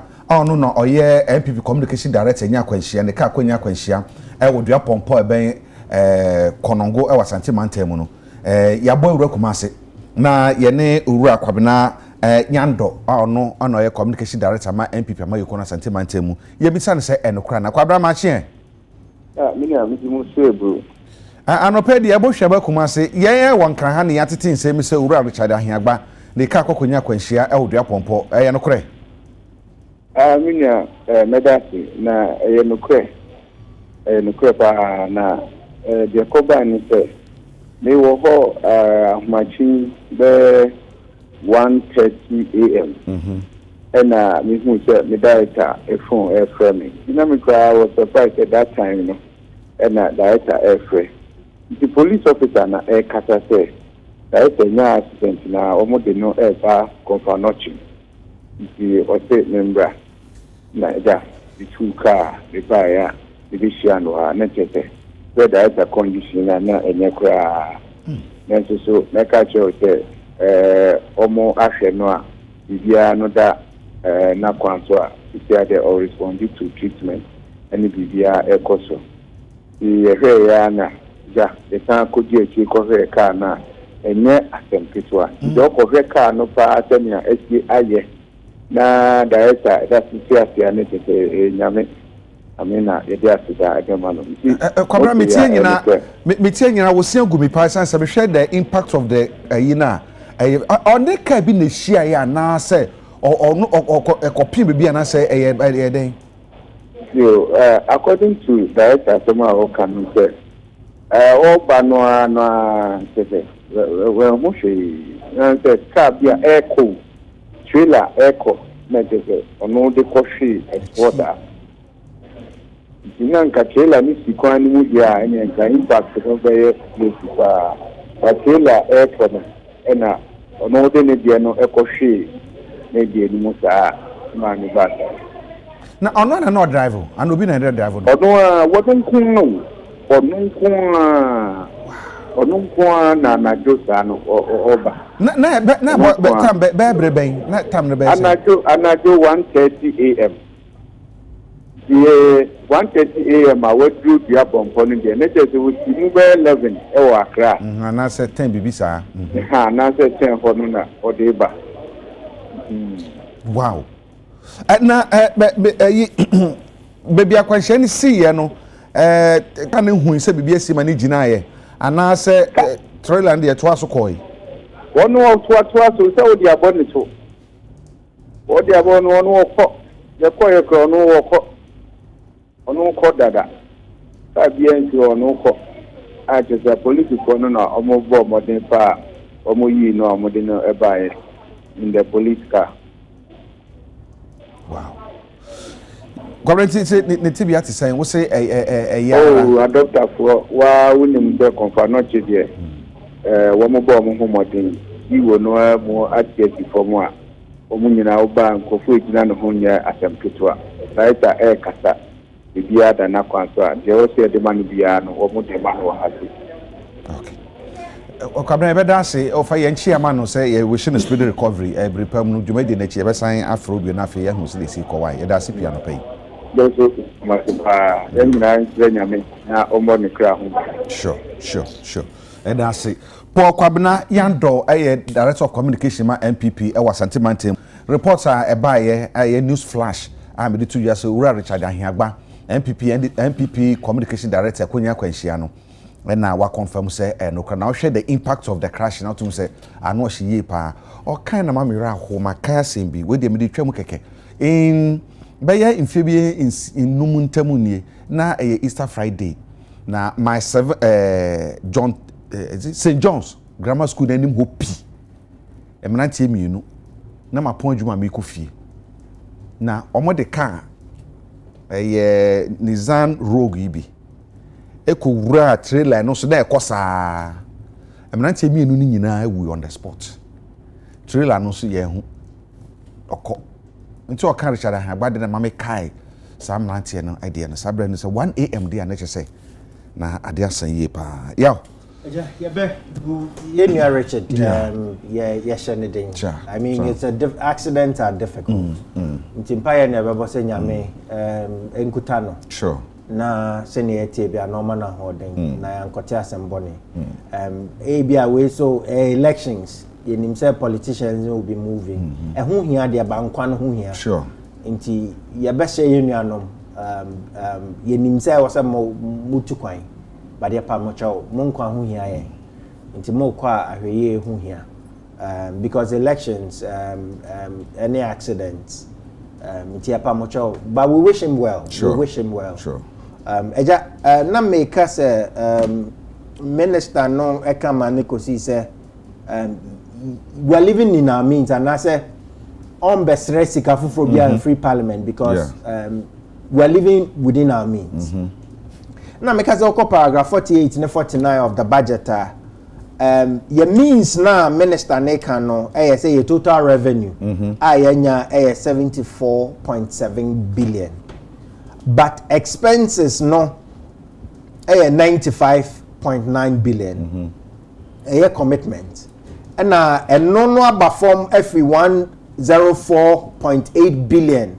because senior kan no paragraph 22 because ye car ye dia ye into any amortization interest na ya tiso no into expenses na aba from but no kra no eja we are running a budget deficit, nominal budget deficit of 21.2 billion. Into your means no chese sika yenya 74.7 but the expenses 95. Into your started budget no year bopi no ye deka 21.2. Eda ho dada. Eda ho. Afi we there. Afi we there. Ba kono nka ho. Afi kwa nko na wi. Afi we no e there half year no. Okay. Expense commitment here 95.9 and our revenues here 74.7. Into a few we know from January to June there's a budget deficit of 21.2 billion. So that's the first point. The also me no American is it projected and not actual? Oh, these are actuals. Okay. These are actuals. The second thing American paragraph 50 a year national debt they say it was 742 billion national debt. Many ministers here say it's because of currency because yakobo say yakobo dollar enti ohe external debt part 452 billion and domestic year 290 billion. Beja because CD neighbor for Munti Bosiano Yankobo ofufro but the abeka hu between 2023 and 2022 because CD neighbor from 22%. Inti yedoka acho se mentu ahwe from 2023 to 2026 no untu ahwe numpo no 22% abeka because we CD aba form. Okay. And that also mean they can see we are living beyond our means, but beyond our means, the crash is at 21.2 billion debt between January and June. That also mean living beyond our means, no say 22% of national debt say 742 billion because of CD depreciation. And no can CD depreciation was basically last year USD depreciated by 27.8%. Yefan is ubu sika no mu miensa mu fa ba kon so every year. Pound 31.9, euro 30%. Half year cedi no mu ate 18.6, mudra ate 18.6. Inti sa kano yehwe na say 2026 ye betu na meka say eja sa 2026 ye pay attention. 2026 no na you say ekotu ayeka no principal ni interest no. Yeah. But CD at the 22% account in 1 year. Study the market from 1998 till maybe 2020-2021 before COVID. Obronibeka say your CD depreciates on an exponential rate. Inti omo ya nkonta kakra o draw line na enye say 80. Inti ufi baako a unko mienu, ufi baako a unko miensa, ufi miensa a unko nine, uko nsia, ufi nsia a unko nson, ufi nsia a unko dumienu, ufi dumienu a unko dumiensa, ufi dumiensa no akwa aduanu 9. So ye see the no so tie no ehwihwi enante ye jitu musa, and that is why ejamaka ofia ha mpembebre. I respect the politicians, but Ghana no baby edrum no enye afani afankomo. Enye afani afankomo eja. Because the question is that 2026 no why they bet you asaka. Usidi no what would be the value of your city in 2026? Can I do 742 billion no revenue ben now bet you asaka no. How are you going to be debt sustainable? And MPP likes to say COVID Ukraine, but World Bank report, you were high risk of debt sustainable before I said COVID, and I just match out the articles I personally authored before COVID. I've read it. The risk of being high, so was before COVID. But you see, how do we get out of this? And some komono and ye kind budget, I personally want to focus on. Government say SME go 8.2 billion Ghana cedis.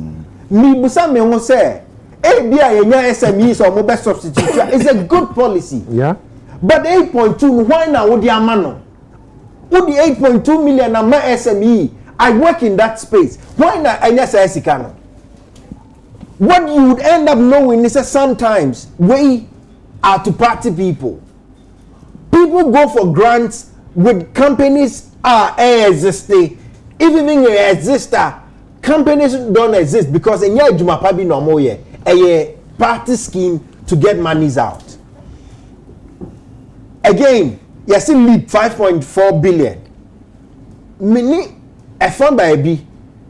Abaya they say the all vulnerable or more sebi and you more pano yambo. But who are these people? Is it really not a political funding program? And it's on both sides. Who they are Maslog, what became of Maslog, and the case has come to an end. So Jamaica can say, on mine, we're not living beyond our means. And on mine is teetering on crisis. What happened in 2022 was a crisis, but it's a foretaste.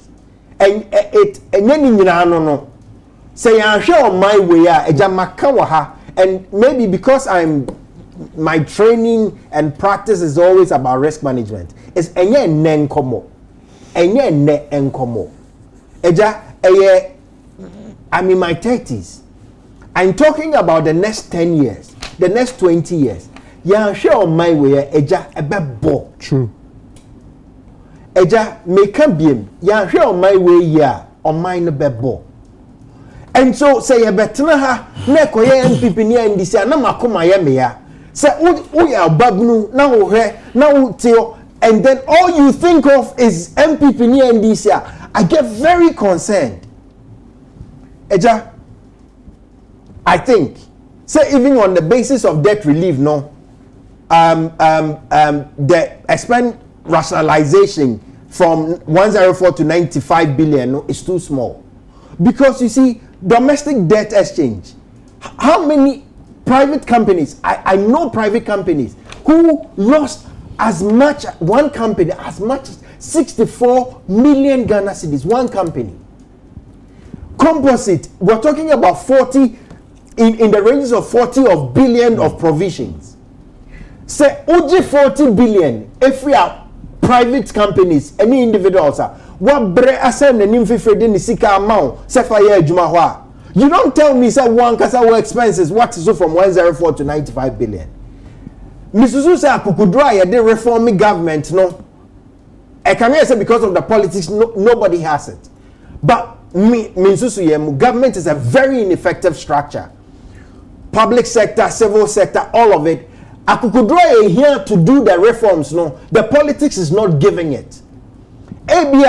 Because the politicians rightfully say must and me now for somebody on a mocha theory. O kwa abonte na okope voter.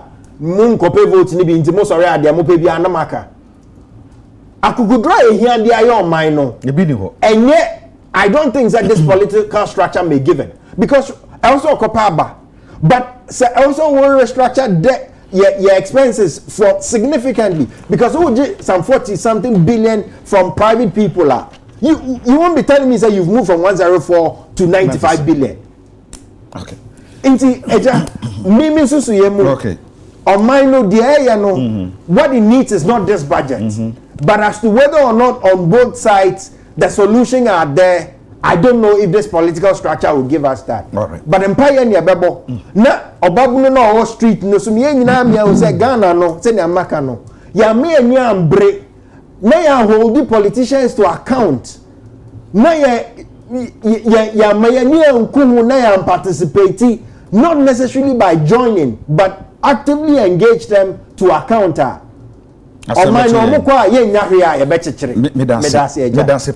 Medase Kofi meba so ansama ko set so bra ya wo kasa no o kan sem bi say ya hwe ya oman no bebo mu se wo jesu se no kore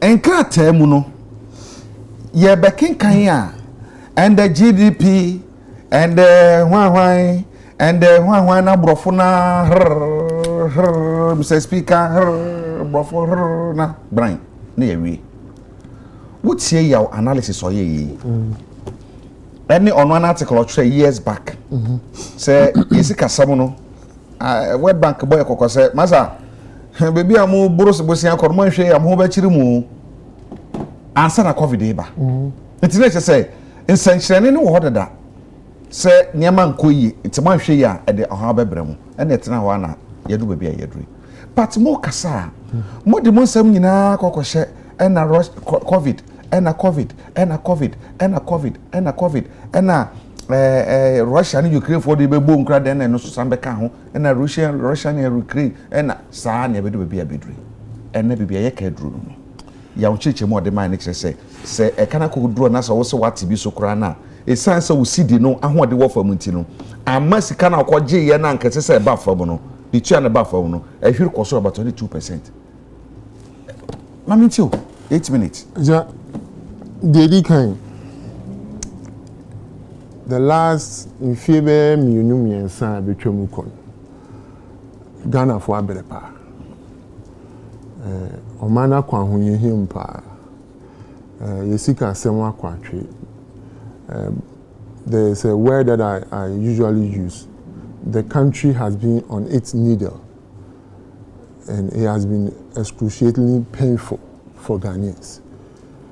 And having said that, you know, in fact, so a year budget review now about you realize among the key takeaways, say we have successfully a domestic restructuring, debt restructuring. It has been successful, about over 90% subscription.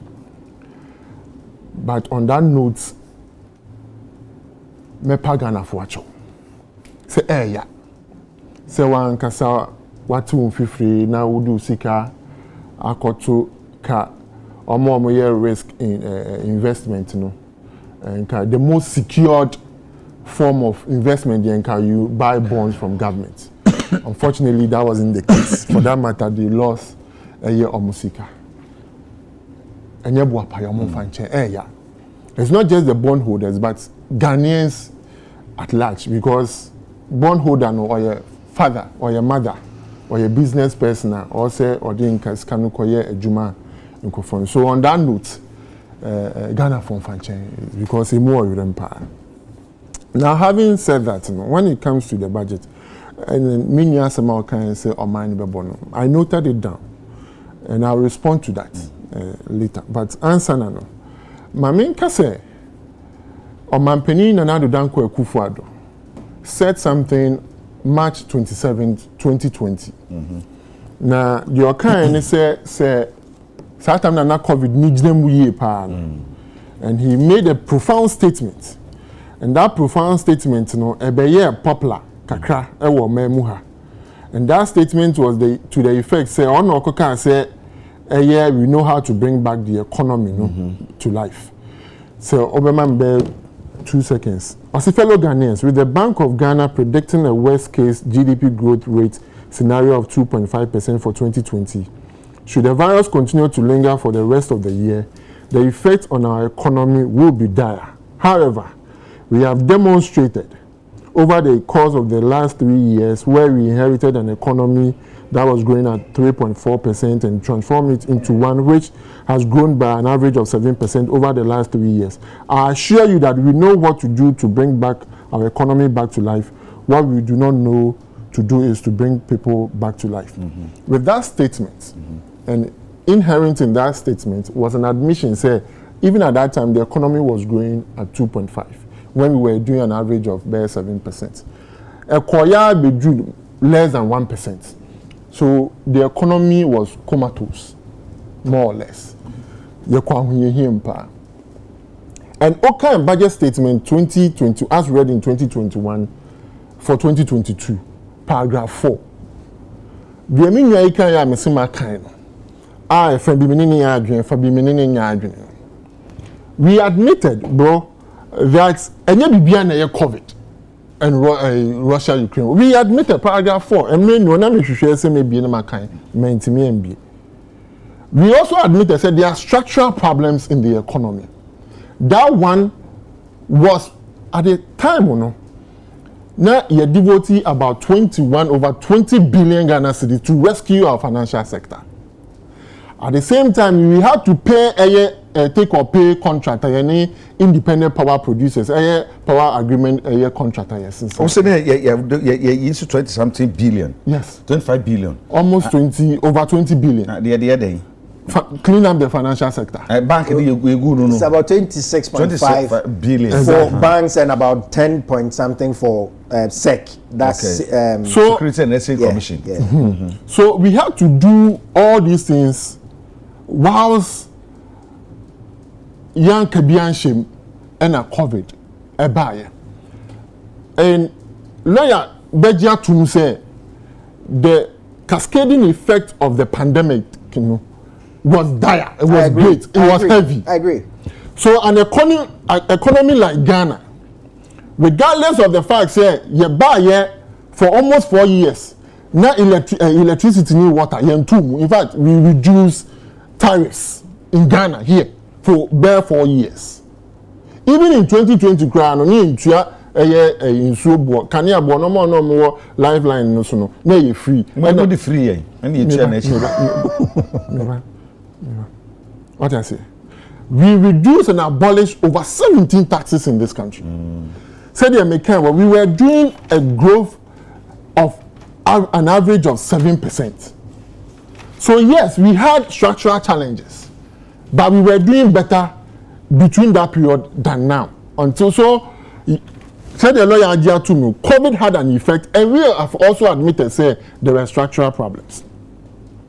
The man no ayame ahomka kese nti amekan fellow Ghanaians say the president made a promise and also prophesied that economy ni yesika sem no ebekwa ahohiahia na emu ekwa ahohiahia mu a yenim kwan a ebetimi kakra yebetimi afimu apie.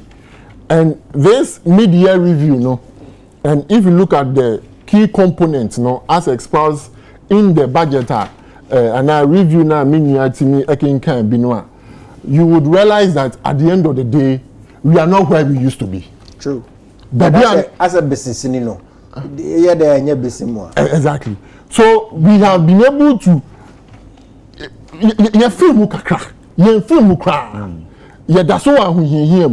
because we have an economy where if the macroeconomic indicators are even doing better, it's hard for the people to feel it in their pockets. Effect, yes. What I say, it takes a while. Unlike other economies now, say inflation was 4%, 3%, you really feel it. Ghana, we've experienced a single-digit inflation for about 2 years, yet people were complaining in this country. We have created avenues for jobs, but yet there are teeming unemployment youth out there. Jamaica, what I say. So, yeah, the indicators will look great and good, but it will take time for Ghanaians to really feel the impact. Okay, say mampeni eshebo Oshebo the boss no share ne kan say sikasa wono eto atwe ya ye no kwa be fa sikasa no bitu amana so regina sa fellow Ghanaians me na me translation no na me sha we ya ena osankai but ono so sa kasen bi sometime back say there will be no haircut and I repeat there will be no haircut but down the day no haircut ne buy nti sa boss na no am say come on, the BF baby. I say, boss, now I can't.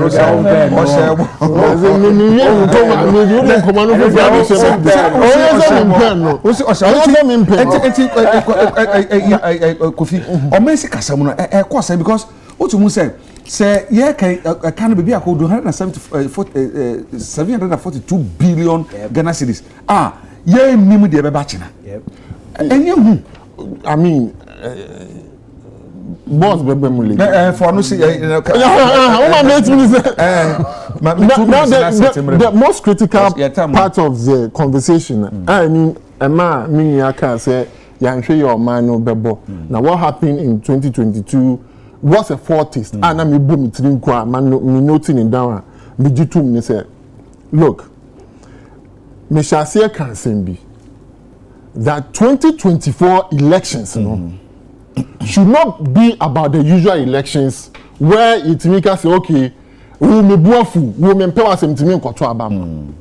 it should be about the future of this country.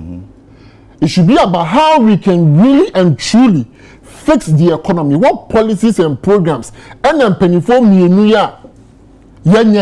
because there's no third force. And then no more can you more akwenya no more bar a bit me addressing your challenges now. Look, yes, and your man koyi, but me very optimistic. Me wo GDA mappa.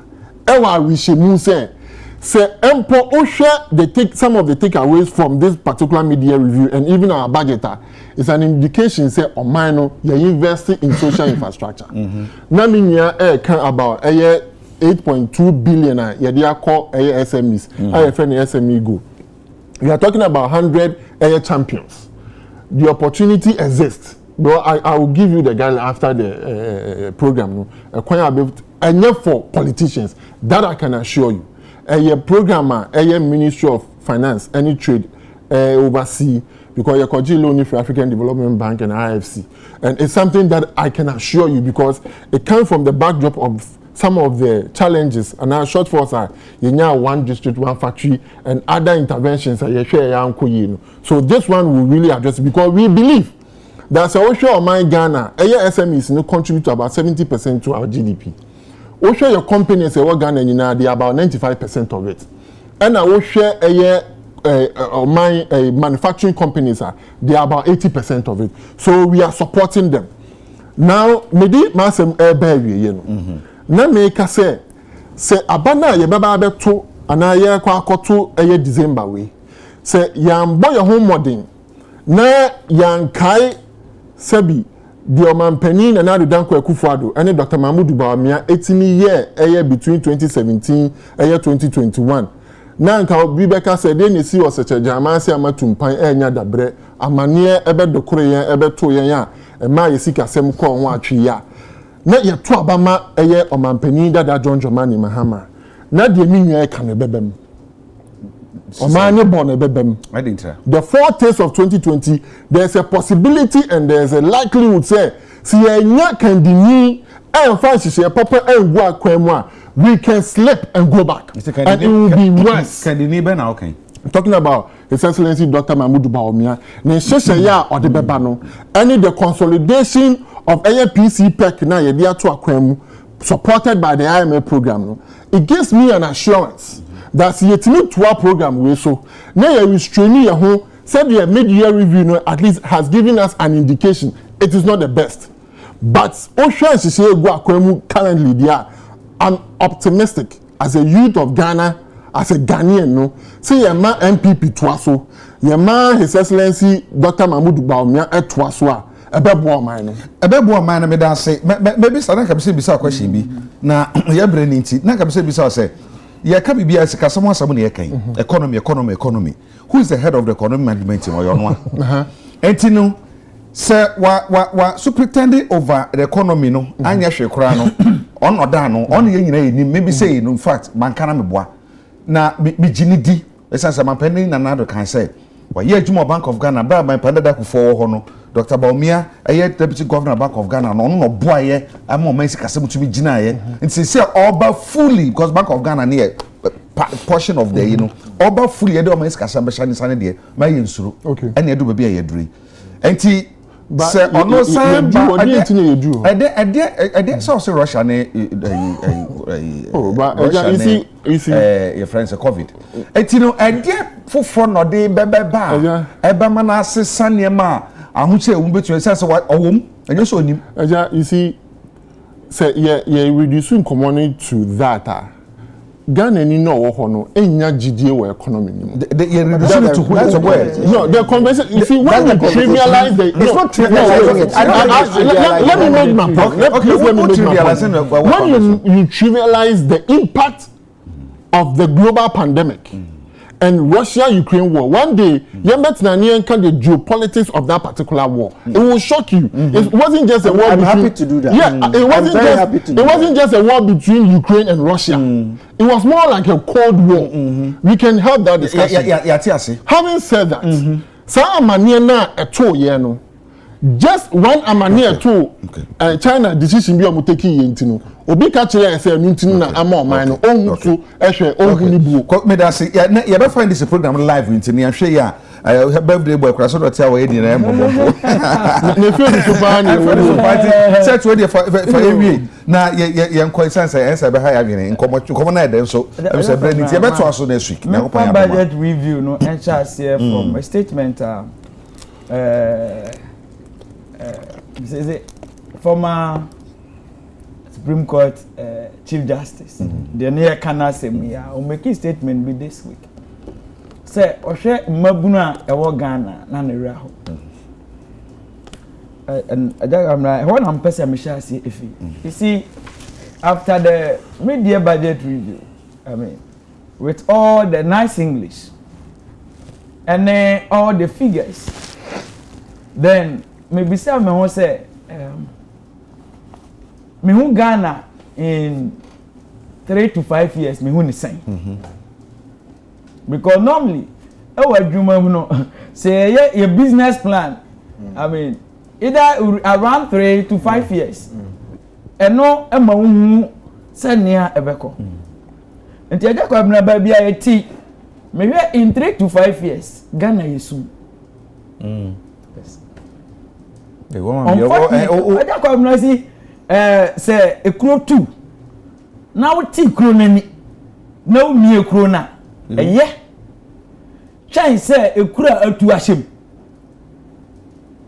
aja kwa na si because of time ninti yanko back yanka ni ha na siyasa ba okasa no oka about the reliefs yenya you see this relief na nya relief no is into way back in 2022 December abedru na yentu ekabia all the external debt yentu ya and ye chere yanka yewu that's right it fato nchen number 2 the amount this year you taking it serious when me say you deka on cocoa syndicated loan okay and ye koton ye cocoa a jacob na ye ton ansa na cocoa ni term na du enti cocoa bo a akosoro e wa dwaman so no Ghana ye nka ho fact ye akogis amuska di re na de agi ye no se me koji sika se me to cocoa 1000 and na wa to half enti wo de kadada on se nipa ni sika wo ho enti ye ni kan ma she cocoa ase no cocoa na ye be ti na fi we no ye de ni sika no eja kwabna ni sika na nya ye dia and unfortunately person me ba for my nyina tie ho ase e wo Ghana wo kan sema si ade a ma Ghana foreign currency e wo Ghana we koko free hwa eja kwabena ye ni single koko ye ton koko a eja kwabena ye nya 100%. Apart from cocoa bibi a Ghana de kwa adwaman su bia no ye nya more than 20% e ma Ghana tie nie e dey be am say ye ba e be analyze here. I mean on the paper ye export any ye import ye export dosun e twen ye import Ghana for the past years see enioma ye export no e dosun che enioma ye import enti ma ye kanika o enam say ye export bebre ye import bebre driven economy dabi paper so there enioma ye de kwa amanone no ni value eso che enioma ye different nti akese etumi nya stand for wachiri nanso enioma ye de kwa amanone no enkrofo na ye de ko no enye Ghana for dia enti me say apart from cocoa eno na ye de ko Ghana ye de ko amanone asika no eba Ghana na ni aka nyina no including your soya beans including shea nut make the very barest minimum including scraps nkofo no mu twi alomi condemn no omo say na say ya na ya sha ase a ye ho adwuma bebre wo Ghana but ye export ye de kwa we see nipa na wata ode ko no onye Ghana ni opa odisika ne beba wanfa mba eno so ya asem foforo ai be kan ho asem daache na niema me say esum eda ya nim ni say eja kwabra in 2016 every single Ghanaian e can say Ghana yedi if we say abana bobusia dodo senior wo ha and minim say bi at that time na oye MPP nia in one way or the other or complaining about bosia Ghana ebo. I did. Dr. Bawumia is one of the highest and Gogono. Me comment in 2016 down up to 2009. Obeye we the comment in every time concerning borrowing. And there be me ba me can say me penasem me secret admirer Osulusu. Okan say e ka bosia bo ye body abu omanya anka ne ba na onya 18 years at that time ko betimi a rule Ghana Jacob na de yehu ni say enne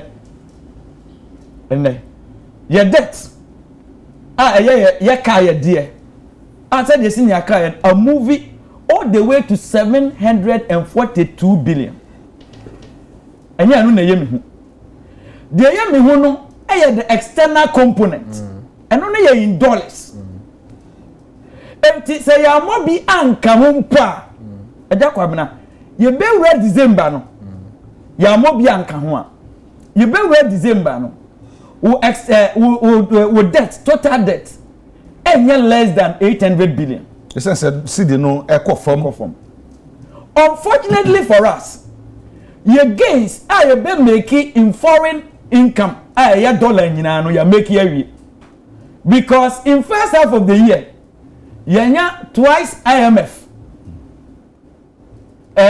bakumba 600 and 300 is why then aba yanya World Bank now ye buy the next review say history repeating ho the fourth tranche no is likely to come in 2025. Say history repeating ho is likely. Yempa ya nyina ne say nyamenya ya dom na obuwie review na nyoma ya pe ni nyina enye ntem na by November yensa enka the fourth tranche of IMF because ye ni hope in cocoa syndicated loan this year. Remember say last year pe no sika ne by in January mame fa no nka ho enti dollar na etumi hold no for 18 point something I see you never. Remember say the first half of the year yenya cocoa syndicated loan NC but this time about in 2024 yenya first second tranche of IMF ebaye yenya World Bank ebaye yenya third tranche of IMF aba na enna Tuesday ade ana me expect say finance minister among all other things obeka kire yen say your expectation for forex inflow no ebefi hefa IMF no say am amwaye na bi ama yenya ni dance obia and unfortunately say ekobasa remember say your demand for forex ideally no you call next half of the year no because of import go into the Christmas no high okay and unfortunately election year a lot of investment foreign direct investment election year obi am person the beba obetwen after election and san ordinary kanaba so don't expect that now boot to boot say Ghana and na rule Ghana with the make nyina make all things be equal say at the sad dia ejakwabna ye be wura December no Ghana nia yam pese ye be hunu e we sikasemu lastly when we say finance minister of the revenue measures be ebetu to dream which me bomb some very fantastic but by next month we will say adwadifoɔ businessmen ebe share siesu remember say you can say Ghana etuo ne dɔɔso bebree but bebree na ntua papa say dey say so mutua even omutua mpo no enye ne say so mutua no mutua now say yes measures no diba ye ba expand the EVAT it won't mean for VAT be in for actually dey say utua no ubetua pepepe informal sector omo be rupee in dey say so mutua no ombetua pepepe the real impact of the tax burden. Here can say Ghana, we are at the peak of tax fatigue. And this is why I say we two muno. Yasu. Yasu chen bibia. But because say na yem tia say dey say ye tia no. Enu ntina ma ye hunu ni papa kakra bi na mu tia no, omo na nya impact. This is the severity of the issue. 2025, right from the word go. Medicare Canada, whether it's NDC or MPP, I don't expect politicians to rule from 2025 because you hear technocrats and conform when you deal with Sikamu. And yes, sir, baby, I want when call baby, I know who Papa Coniano. It does say Mahama never be dear Coniano, and Abawamia never be di.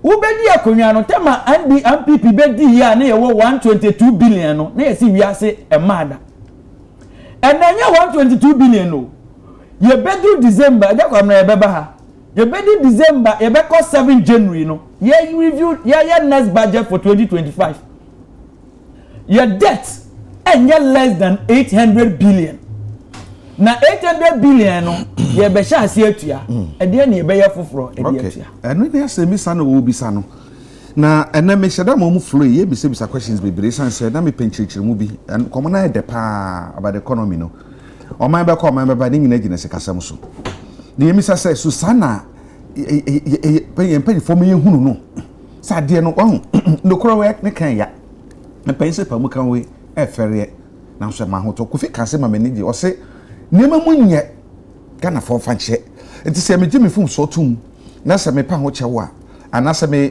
kire ho ahunu a na fe de o time achim so tumi aba but I come here say ye me na look as if say o nema ye bibia e koso kind for attack and say me say the company have turned the corner you are turning so no minim corner e o corner bi o so ko benkum so ko ni fun me de minim enti said ya set ka said ya woni abi o ska say mo ka no enye so enye fefefe se de bia ye kana bonten no in reality no asam da yenimu pa ebre no aso ye de besi ha ene womu a ebe boa ye abrantie bi wo US o se onu ne call pesco ananadu o hwe yen ni mate o se ni mate no ai o so hwe ye pa na odin krabi mam se me fama ene me fama o TV so be do mo akire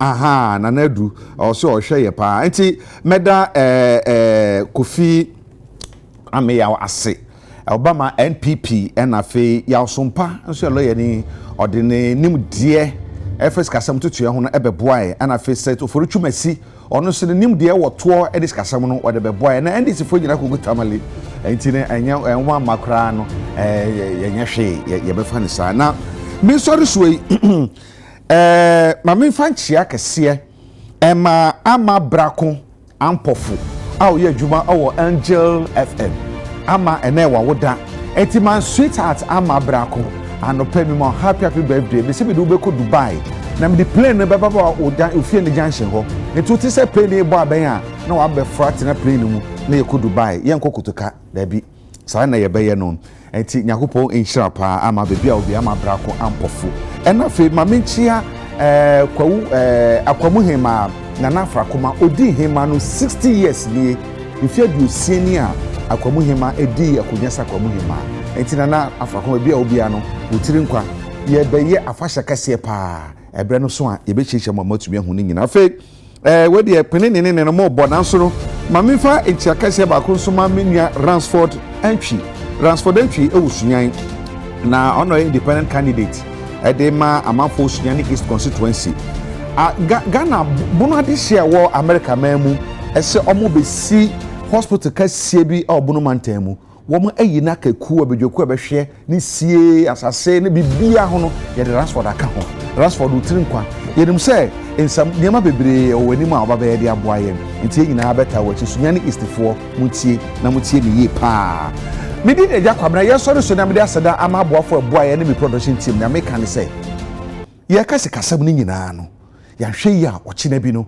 oha obeba na mum ye bi se ho se de ye de environment fa so no is it no more serious than economy no se economy ni nye kra na so environment ni ye wo sase ye unso ya anya hwe ko tira kodo ya ko ado mekani be fifi ama o tue nya dwene economy no se de ekoi yeso yese no yensase yese no mumi hwe ni yo asam kase baba frank so dasane de be share